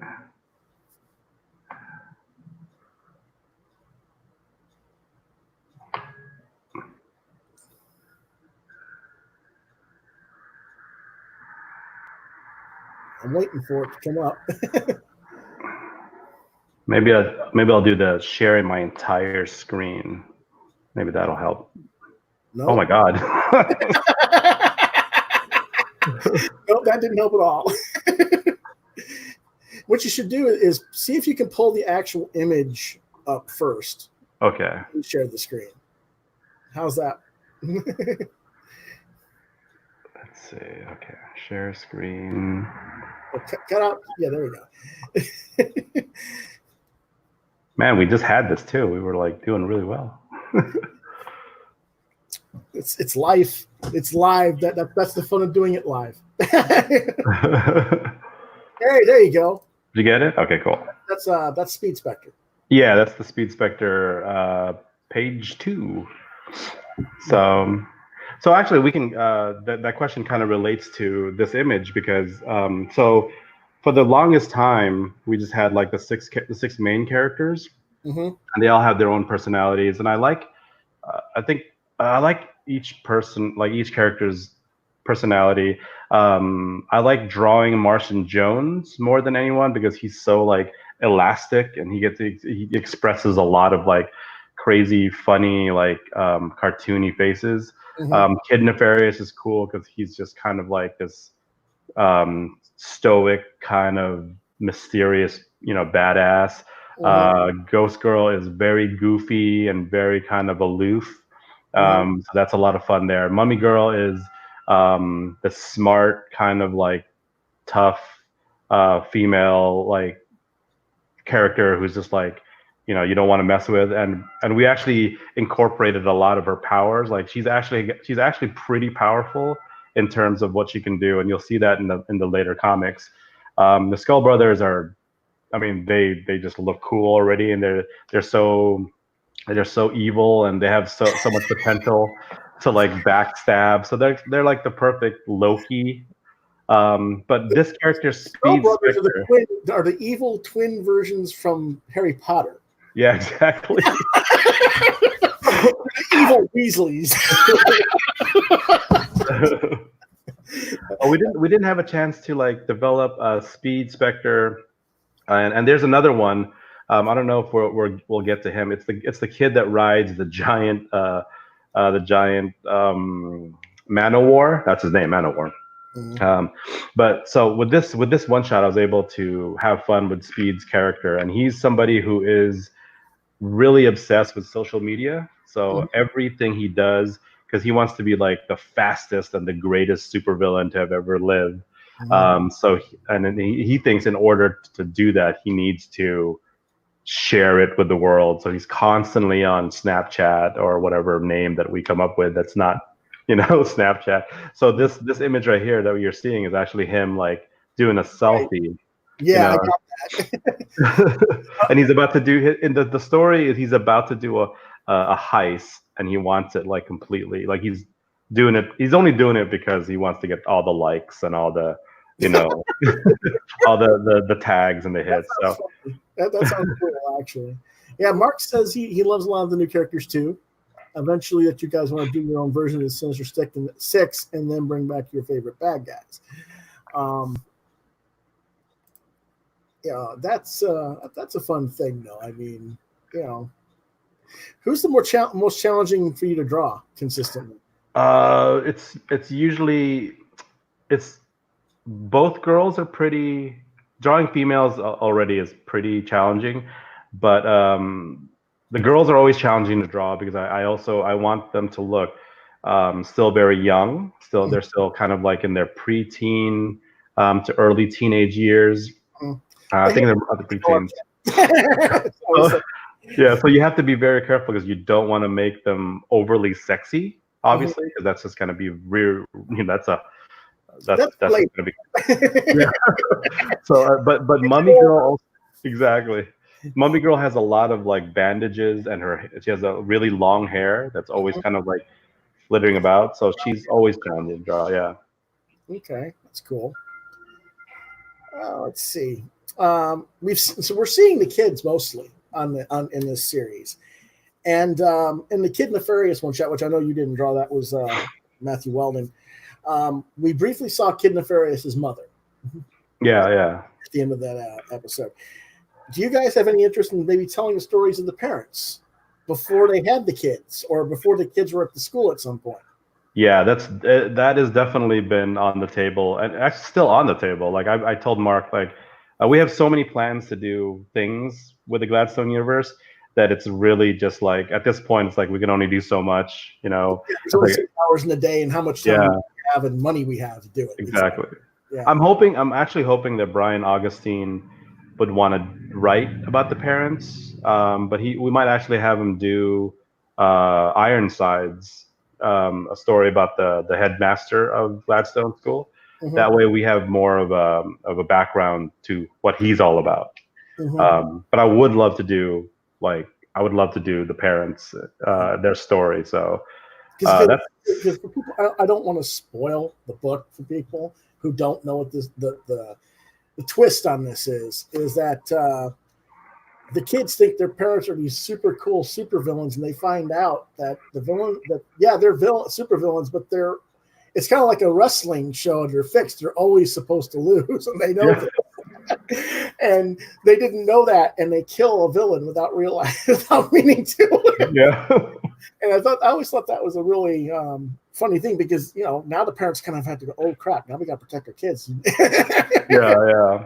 I mean, that's the cool thing about like what Mark has planned in terms of story is like there's a lot of things that are going to happen between book 4 and I'm in it for the long haul. So wherever how long we're going to do this, like there's a lot of things that change and characters go this direction and that direction that I literally can't wait to see all that happen. I want it to be like the Invincible, like I just want to look on my shelf and have like Gladstone's volumes, on my deathbed. I want to look up and be like, I did it. And then 15 volumes like that, and then disappear like Luke Skywalker. That's how I want to go out. Be one with the cosmic comic book universe. Yeah, that's cool. What we got here? Oh, okay. Let's see. Yeah. Well, I mean, if we're gonna do that, I mean, let's say Hollywood comes calling, wanting a piece of this action. Personally, I think you guys would like to see it more animated than live action, but I don't know. It's your fantasy. It's your stuff. What would be your dream scenario? Well, if it was live action, I'd probably want to go in the direction of like the Umbrella Academy, where like if it's going to be like a Netflix TV series, you can't or something, you can't overdo it with like special effects. So I'd want to focus on their characters, and that's what makes Umbrella Academy really good. It was just like the characters, like how they pushed that show, and I would want that to happen. But if it became a cartoon or an animated series, I personally, it would never happen. But I would want to go the route of like anime style. So it'd be not necessarily anime style, but like kind of Avatar: The Last Airbender style, or even like the Voltron series from Netflix, something of that caliber. Okay. But that's what I would do. Don't ever say it would never happen. I mean, anything's possible. That's true. That would be nice. I would love to do. I would if I have any say in it, I'll be like, hey, can we do it like this? Yeah. I'd love to see it like that. Yeah. How about you, Mark? Are you here still? I know somebody left the chat, but I don't know if it was Mark. I think he's still here.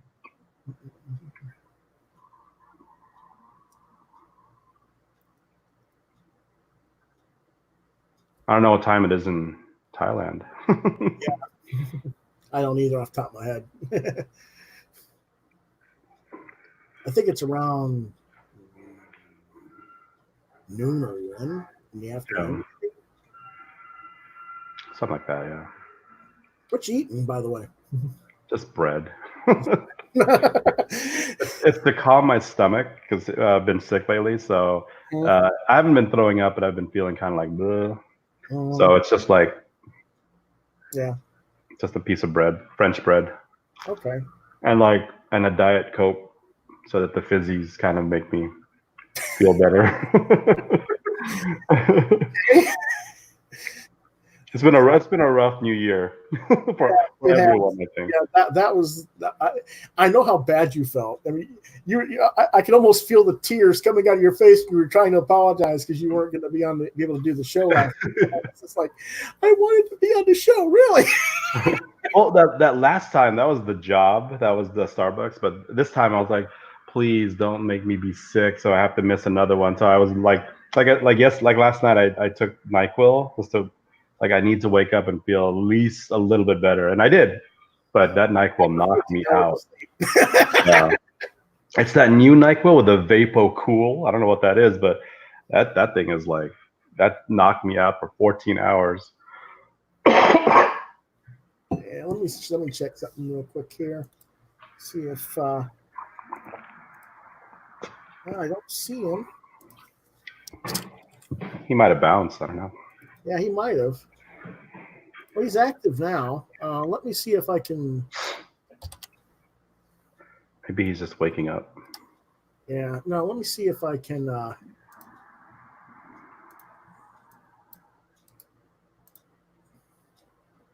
invite him in real quick. It's 10:37 a.m. in Thailand. So it's not even that late or early. Mark should be. Well, depends on how long of a night he had.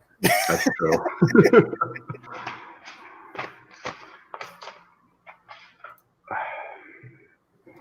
Here we go. Live action like Harry Potter, but for a TV series. With a little more edge. Well, like I said, when I saw the sculptors, I was like, oh, wow, superhero Weasley brothers. I know. I just wouldn't want the special effects to look super cheesy, you know? Yeah. I just, like, especially with Ghost Girl, because she's like just floating around, really. And her hair is just like, I would just imagine her hair like constantly just being ethereal and moving around.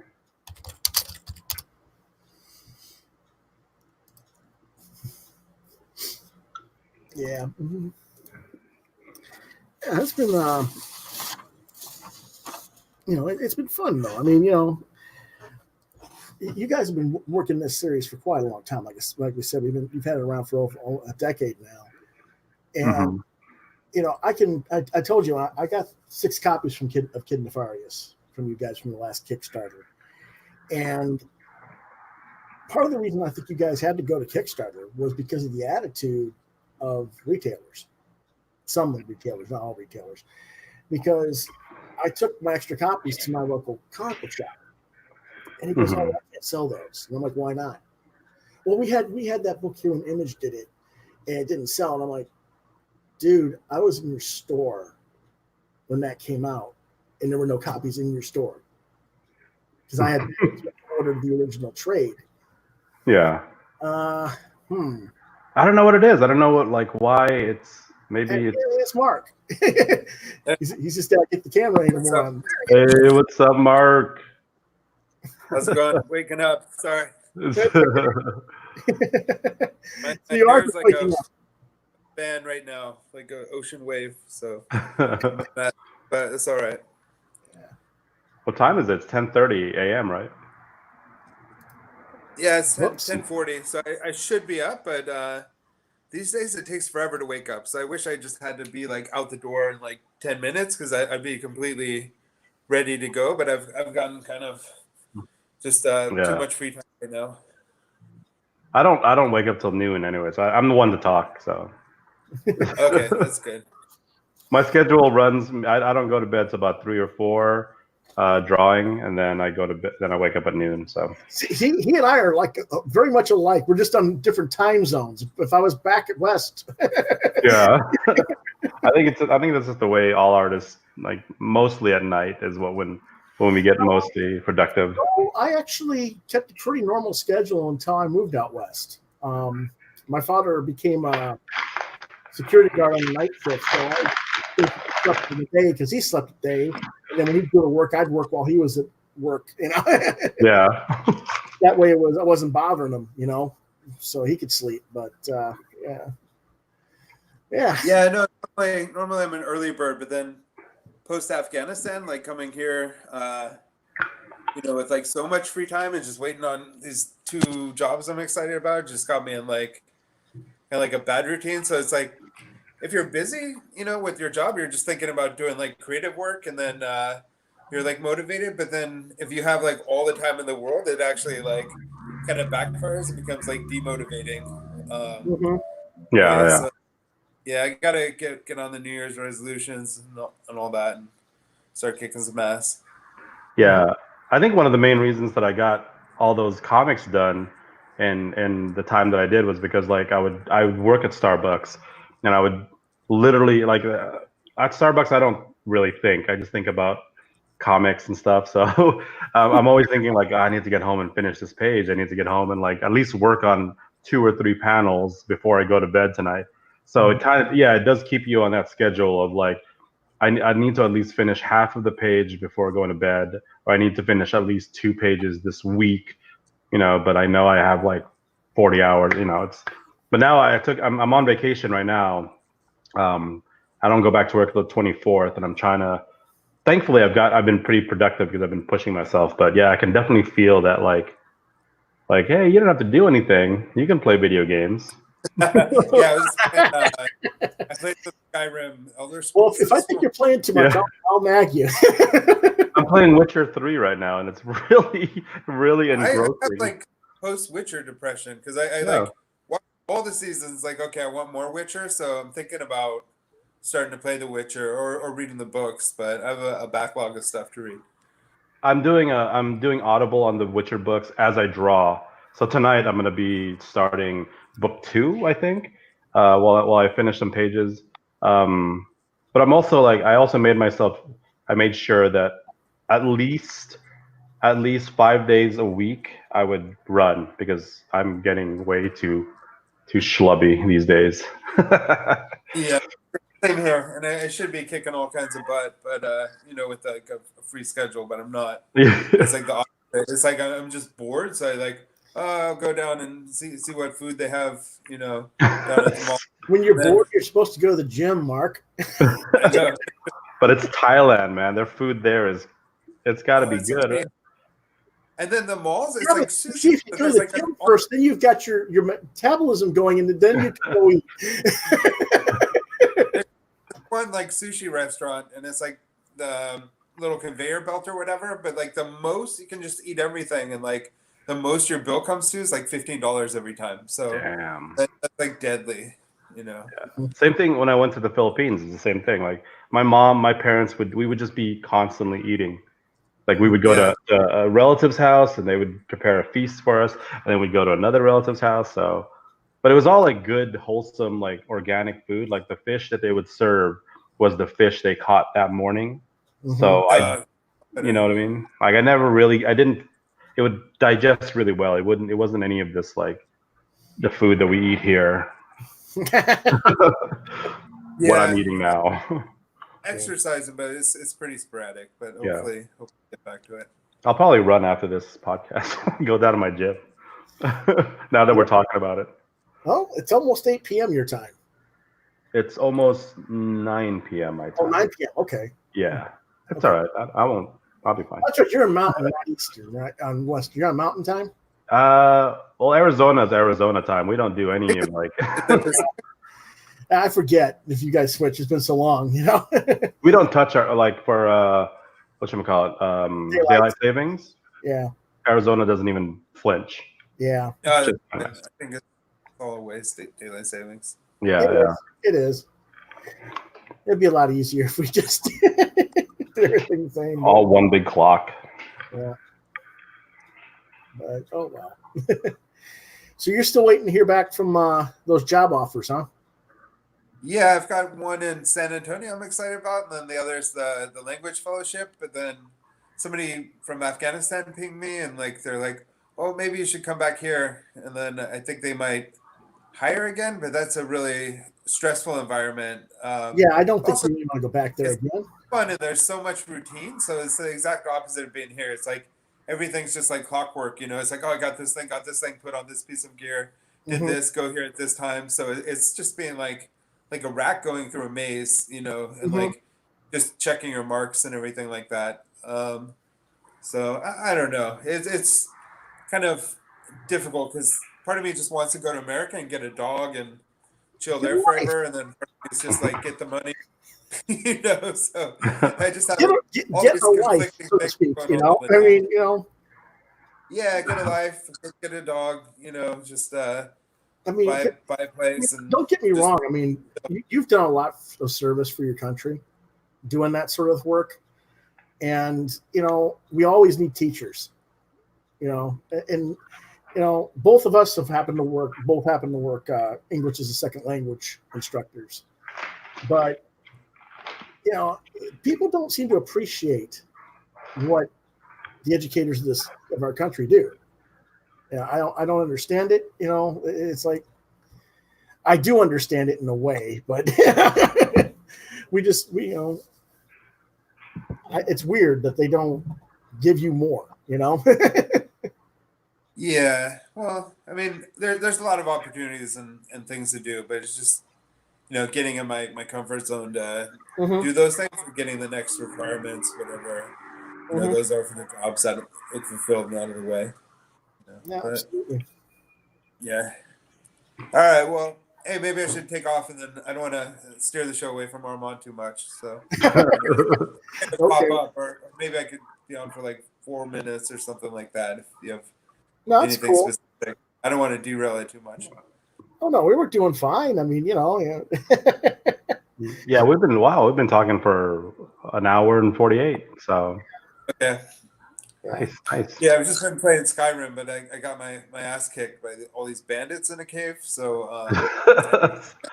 like rage quit for a while, and then I'll Yeah, I was figure out playing. what. I was playing Witcher, and like this is the second time I played. I didn't finish it the first time, which was a couple of years ago when it first came out. But there's this one werewolf that I remember fighting, and it scared the living shit out of me because you go down this cave and it's this creepy feeling, and then he comes out of the shadows, and I remember I'm like, holy shit! And it like completely kicked my ass. But this time I was like, I'm gonna prepare for this mother, you know. So I got all my potions ready. I got all my like health up. I got everything ready. So it was no problem, but it's still scared. Like I couldn't believe like how much like it. I got all prepared, and he shit up, and he goes, woof, woof. My armpits are all sweaty. I'm like, oh my god, I'm gonna fight this thing. But it was Skyrim's hard because like the first usually games like progress and they get harder, but Skyrim you can go to like the hardest part right away and like they just get owned, and then you think you have everything good, get owned again. It's like I guess I'm still not that as tough as I thought I was. yeah. But yeah, if you're having a Witcher like withdrawal, like the game definitely feels like you're continuing on from the show because Okay, are you the playing voice the Switch or what system are you playing it on? PS4. Okay, I have the Switch, but I don't know if it's as good or not. But I mean, it's probably it should be fine. It's 2000. okay. It came out 2014, so it should be okay if they have it. Yeah. All right, Mark. Okay, I'll leave you guys to it and get All right, back to brother. it. Thanks All for right. Go run. Talking to you. Yeah. So I think should we end it in 10 minutes? So it's a nice yeah. full 2 hours. Okay. That's a good time. Because I don't want to be gross, but I have to poop.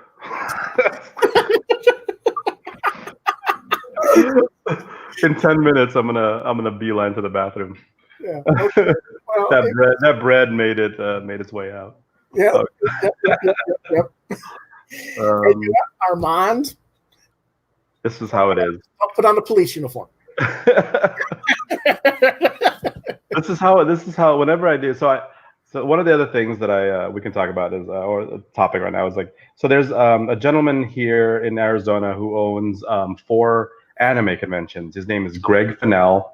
Mhm. He's an amazing dude. I've known him for over 10 years now, and he started his comic convention, which is called Saboten, Saboten, which is the premier anime convention here in the Southwest. It's in downtown Phoenix. It's an amazing show. He's a really good guy. So when he started his show, that convention, it started in 2008 or 7 or something like that, and he invited me out as a guest for the first year, and I've been a guest ever since. So for every show that he's had, I've always been a guest, and we've kind of become like a family, and like I love him to death. Like he's awesome. And I do all his program covers, and that's where the Robotech one came from. So whenever he has a convention, and he has 4 of them that happens year round, one in Phoenix, one in Flagstaff, one in New Mexico, and one in Tucson. And I go to all 4, yeah. Cool. But I do all these like panels. I do all like panels for him at these conventions, and I usually end up like, my panels end up with me like, hey, I gotta go, I gotta poop. Hey guys, we gotta end this panel. I gotta go. I'm sorry, my I'm not gonna say it. It's like I'm like you know, I'd love to talk to you guys some more, but nature is calling right now. No, it's good. Yep.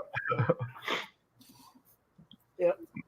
Bowel man has been, that would be a power. and is coming to attack me. I need to go. If I was a supervillain and a superhero came at me with that power, I would be like, yo, you win. Don't even, whatever you're gonna do, don't do it. I'll give up. If you're gonna shoot something from anywhere, don't even. You got me. We're done. That would be something Eric Larson would do in Savage Dragon, unfortunately. Yeah. Oh man. So yeah, but yeah, I mean, you know, the we've covered pretty much your the new stuff, and like he says, you know, come springtime, I guess that'll be March or April. You guys will be ready to come back on. I guess you'll do it on Kickstarter again, because that's where you've been doing the thing. Do you do Indiegogo as well, or just Kickstarter? No, just Kickstarter. That seems to be. I mean, that's where we started with when we went independent, and we have like our list of people that usually back us. So you know, that's why ruin a good thing, kind of thing. And I also want to do. I would love to do conventions kind of nationwide. It's just it's you know, it's hard. Like I would love. I've never been East Coast, like doing a convention up there, and I would love to do that, but you know. I haven't had you over at Heroes Con. The only con I've ever been to East Coast has been New York City Comic Con, when that was what I was talking about. Yeah, okay. Yeah. And the furthest east I've ever been was Denver Comic Con. That's not even east. That's barely. That's middle of the country, basically. Yeah, that's like north, kind of north from me. Yeah. But I mean, when I lived out there, like I said, I used to live in Bullet City. You know, you have an idea where that's at. It's Arizona and Laughlin. We lived in Bullet City, and then we moved like 20 miles across the border to this little podunk nothing. 20 miles. You've gone to Vegas, right? You've driven. Oh yeah, many times. All right, you know how you go from Bullet City across the bridge into Laughlin, and then you go 20 miles, and then you turn right, and then you go up the highway to Vegas. Yeah. Did you remember that little housing subdivision where you turn right there? Really? That's where you live? That's where I was for like 12 years. So you know there was nothing there. Yeah. I'm willing to bet it's probably like a huge town now. Oh, no. It's completely empty. Oh, wow. Where do you live now? Where are you now? I'm in Columbia, South Carolina now. Oh, okay. Yeah, we moved out here because, like I said, we had that disaster, lost the home out west. And I was promised a teaching gig at University of South Carolina. And then moved over here, and the guy that was supposed to retire didn't retire, so I never got a job. Okay. So that was part of the problem with the 2 years of really struggling. But Yeah. What do you do now? If you don't mind me asking. well, I pretty much freelance as writer and illustrator and do the podcast and stuff like that. Yeah. Nice. Yeah, I don't want to go back and have to get a master's and PhD and all that crap to teach again. I don't want to bother. Yeah. I mean, they want to raise the stakes and put me in debt even further than I am, so I can get next to nothing for pay. Forget it. Yeah. Yeah. I mean, right now I'm a supervisor at Starbucks. I love it. I love my life. Like, I love just going in, working, getting my free coffee, and then literally like going home. They've asked me many times if I wanted to be a store manager. I was like, no. Because I know that if I did, I would have to throw in 40 plus hours a week, and that would leave no time to draw, like no time. Mark says he would love to set up a school book tour and get a load a van full of Gladstone's copies of the books and teach a class of students and sell the books and going up in conventions and stuff. I would love to do that. I did that for Tokyo Pop. They set that up for me for like a summer. It wasn't a lot, but I went to like Borders and Barnes & Noble and like a few schools and talked in classrooms. It was really fun. It was very, very I loved it. Like, I loved every moment of it. But yeah, Mark, if you want to set that up, I'll do it. My car just went check engine light on me, so I don't know. Yeah, I heard that. Yeah, you're gonna have to go. Oh, damn. But that car it's given me problems before. I think I know what's wrong with it, and it's an easy fix, but it's still like a $200 easy fix, which. Well, yeah, but the thing is, it's life. It's leaking through the roof like mine is. Oh, geez, yeah. That ticked me off. We got a vehicle. It's only 2 years old, and it's a customized handicap accessible van, and it rained really bad like a couple weeks ago. Well, I guess about a month ago now, and it was actually leaking through the light source. Oh my God! I'm like, what the hell? I took it over to the dealer, and they had it for like 4 days and never even touched the vehicle. I'm like, just give it back. Yeah. If you're not going to bother, Comic ambassadors, yes. All righty, man. Well, it's been a blast having you on the show. Armand. I had a really great time.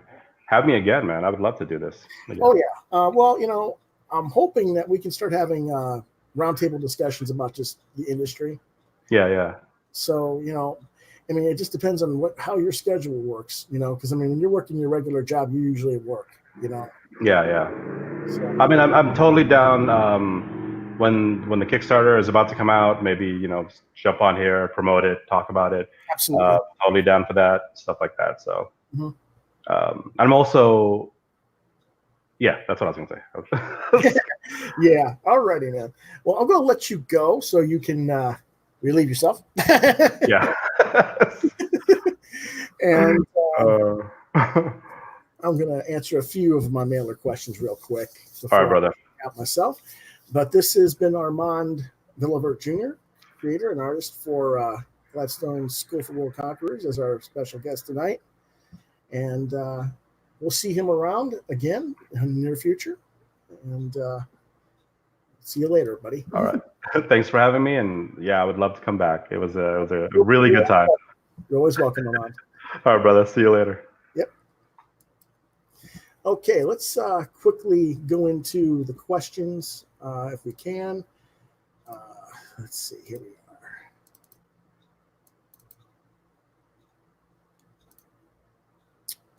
Did you read about this comic shop in Iowa who is choosing to stop doing Free Comic Book Day?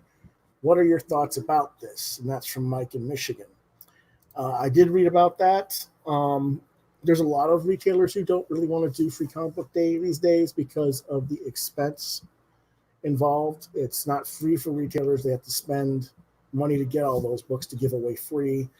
And in some cases, it generates a one-day sale, good one-day bringing in for people, but it doesn't necessarily always generate a sustainable ongoing audience, new readership. So there's a lot of retailers who are doing that sort of, or looking at that side of the equation. So it's not anything new, and I'm not surprised by it.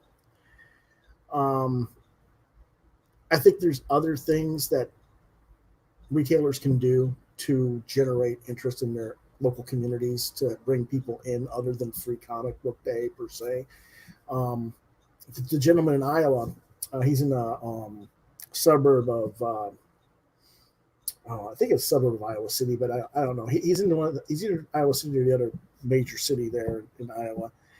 And he's right there, and there's like 50 artists and writers in comic industry in his local community that are underground artists, indie artists, people who have done work from Marvel and DC. You know, he could practically have he could have a weekend, like, you know, event every weekend and have a new artist or new writer come in and hold court and have everybody just come in and meet the new artist every week if he wanted and sell whatever he wants in the store. So, you know, there's other ways to generate audience in that respect. You know, so I'm not for or against the decision of it, but you know, I think a lot of retailers who are using that,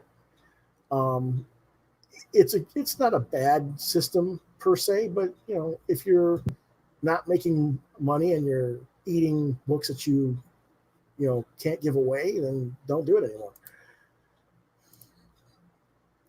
Next question.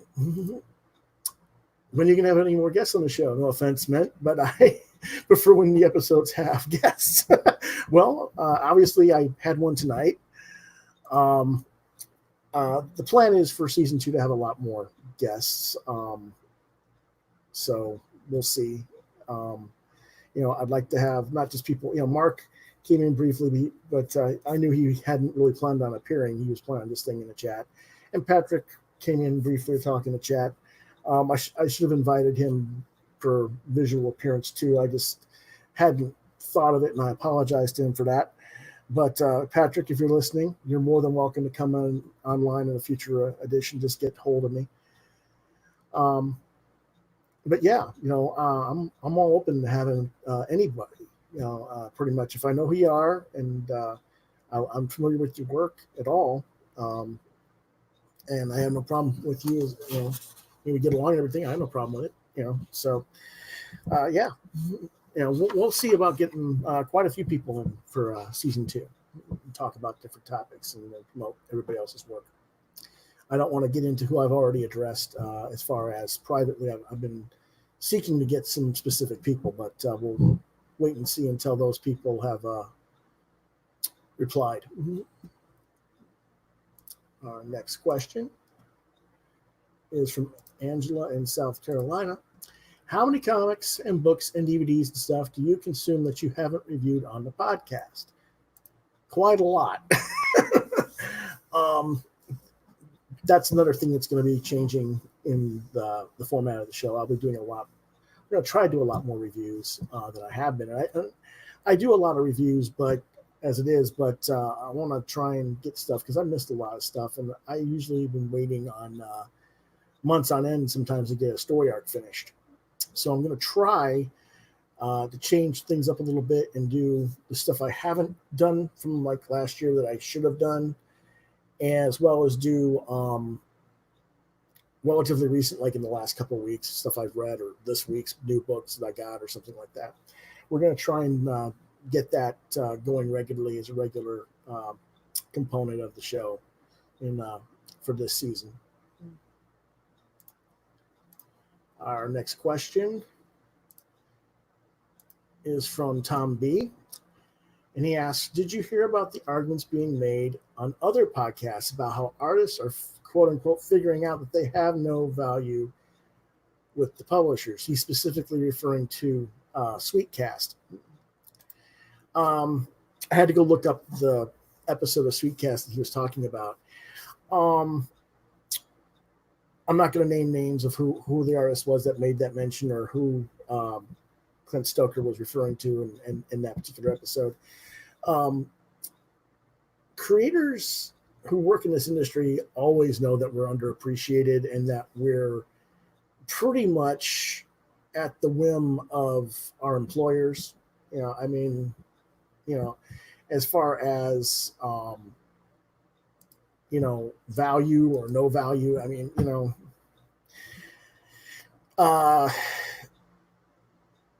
the thing is, between writers versus artists is in the market today, a lot of writers are able to work for multiple publishers at the same time just because the sheer amount of man hours and man work that an artist does takes up more time than the writer's work necessarily. So the writers might be in 4 or 5 or 6 or 10 or 12 or 15 or 20 comics across 8 different publishers. Some of them are out there at that level, whereas an artist only gets to do 1, maybe 2 books a month if they're really good at getting their books out on time and everything. And that does make a difference in terms of visibility and high profile and what people deem as success, because if you're always out there with new product and you're always out in the spotlight, people think you're more successful. And that's one of the reasons why I've said in the past, during last season, that I wasn't particularly fond of the writers flooding the market with too many books in that respect. And also working in other media at the same time, because a lot of writers are also writing for film and television and writing novels and stuff. Now, that doesn't mean they shouldn't do it. What it means is we need to learn how to properly give marketability and credibility to everyone equally. And so I think it's more of a discussion of that than it is artists discovering that they have no value, so to speak, in the industry. I think it's more that the management and some of these publishers need to kind of straighten out their act a little bit. Mm-hmm. Let's see. We already talked about the Rob Liefeld situation, so we're not going to go into him too much. Let's see. And that was the last question for that I mentioned. But somebody also asked me, when am I going to have more women? Am I ever going to have women on the show? I've been trying to get women creators and women editors on the show. I've invited 5 or 7 different people. I invited Annie Nascenti to come on and talk about the seeds in Ruby Falls last year. She just responded via Facebook, and I think she just didn't have time in her schedule at the time to do an appearance. But down the road, if something's going on, I'll try and get her back on, or not back on, but on the show. I've talked with I don't want to cite anybody because I don't want any of the girls to feel like I'm putting them under pressure or anything, But yeah, women are welcome. It's just a matter of finding the right time and right schedule for everybody to get someone on the show. That's all. And that doesn't matter which gender they are or anything like that. Ideally, later this season, I'm hoping to get 3 women who are all friends with each other, who are they're all Black women, and I'm hoping to get all of them on the show at the same time. I'm not going to name their names right now, but I'm hoping to get at least 2 of them, if not all 3, on the show. So, again, it's just a matter of getting the right contacts and getting everybody on the right schedule to make an appearance. Okay? So if you have any other questions for us on the show, let me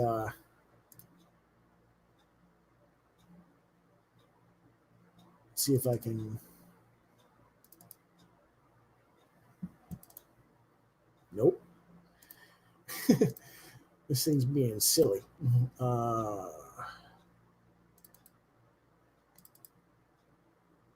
There we go. If anybody has questions for me or show, you can email them to quotheravenlbr72@gmail.com. Subject QTR questions. And please do indicate whether or not you want your name and locale read on air. And that should cover it for tonight, folks. I appreciate those of you who have watched the full episode tonight. And I hope that you enjoyed this first episode of season 2.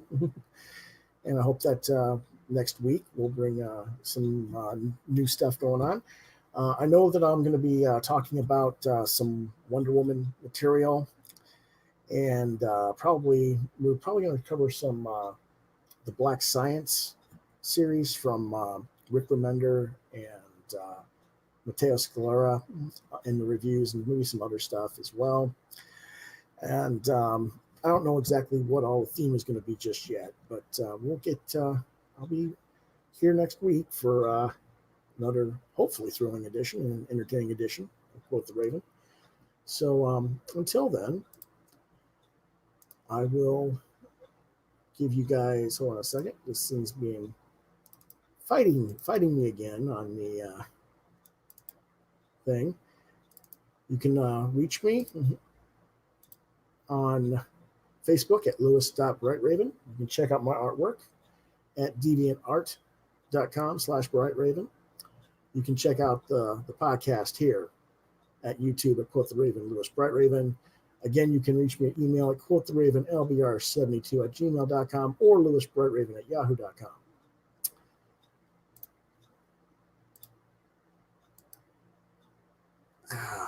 Now this silly thing's being. There we go.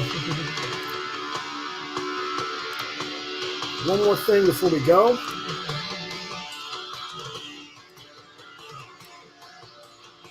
A reminder.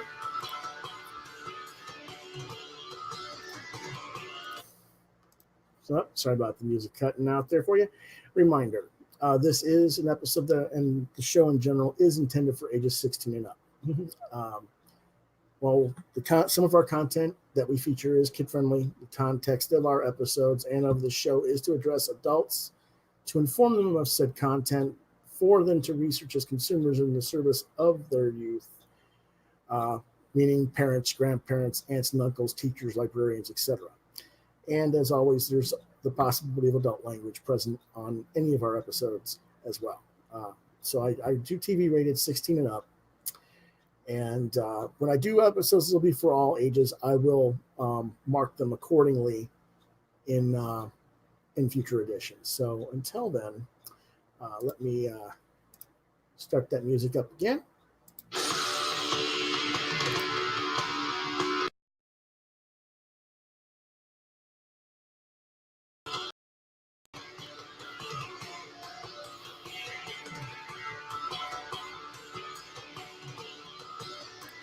And I will see you guys next week.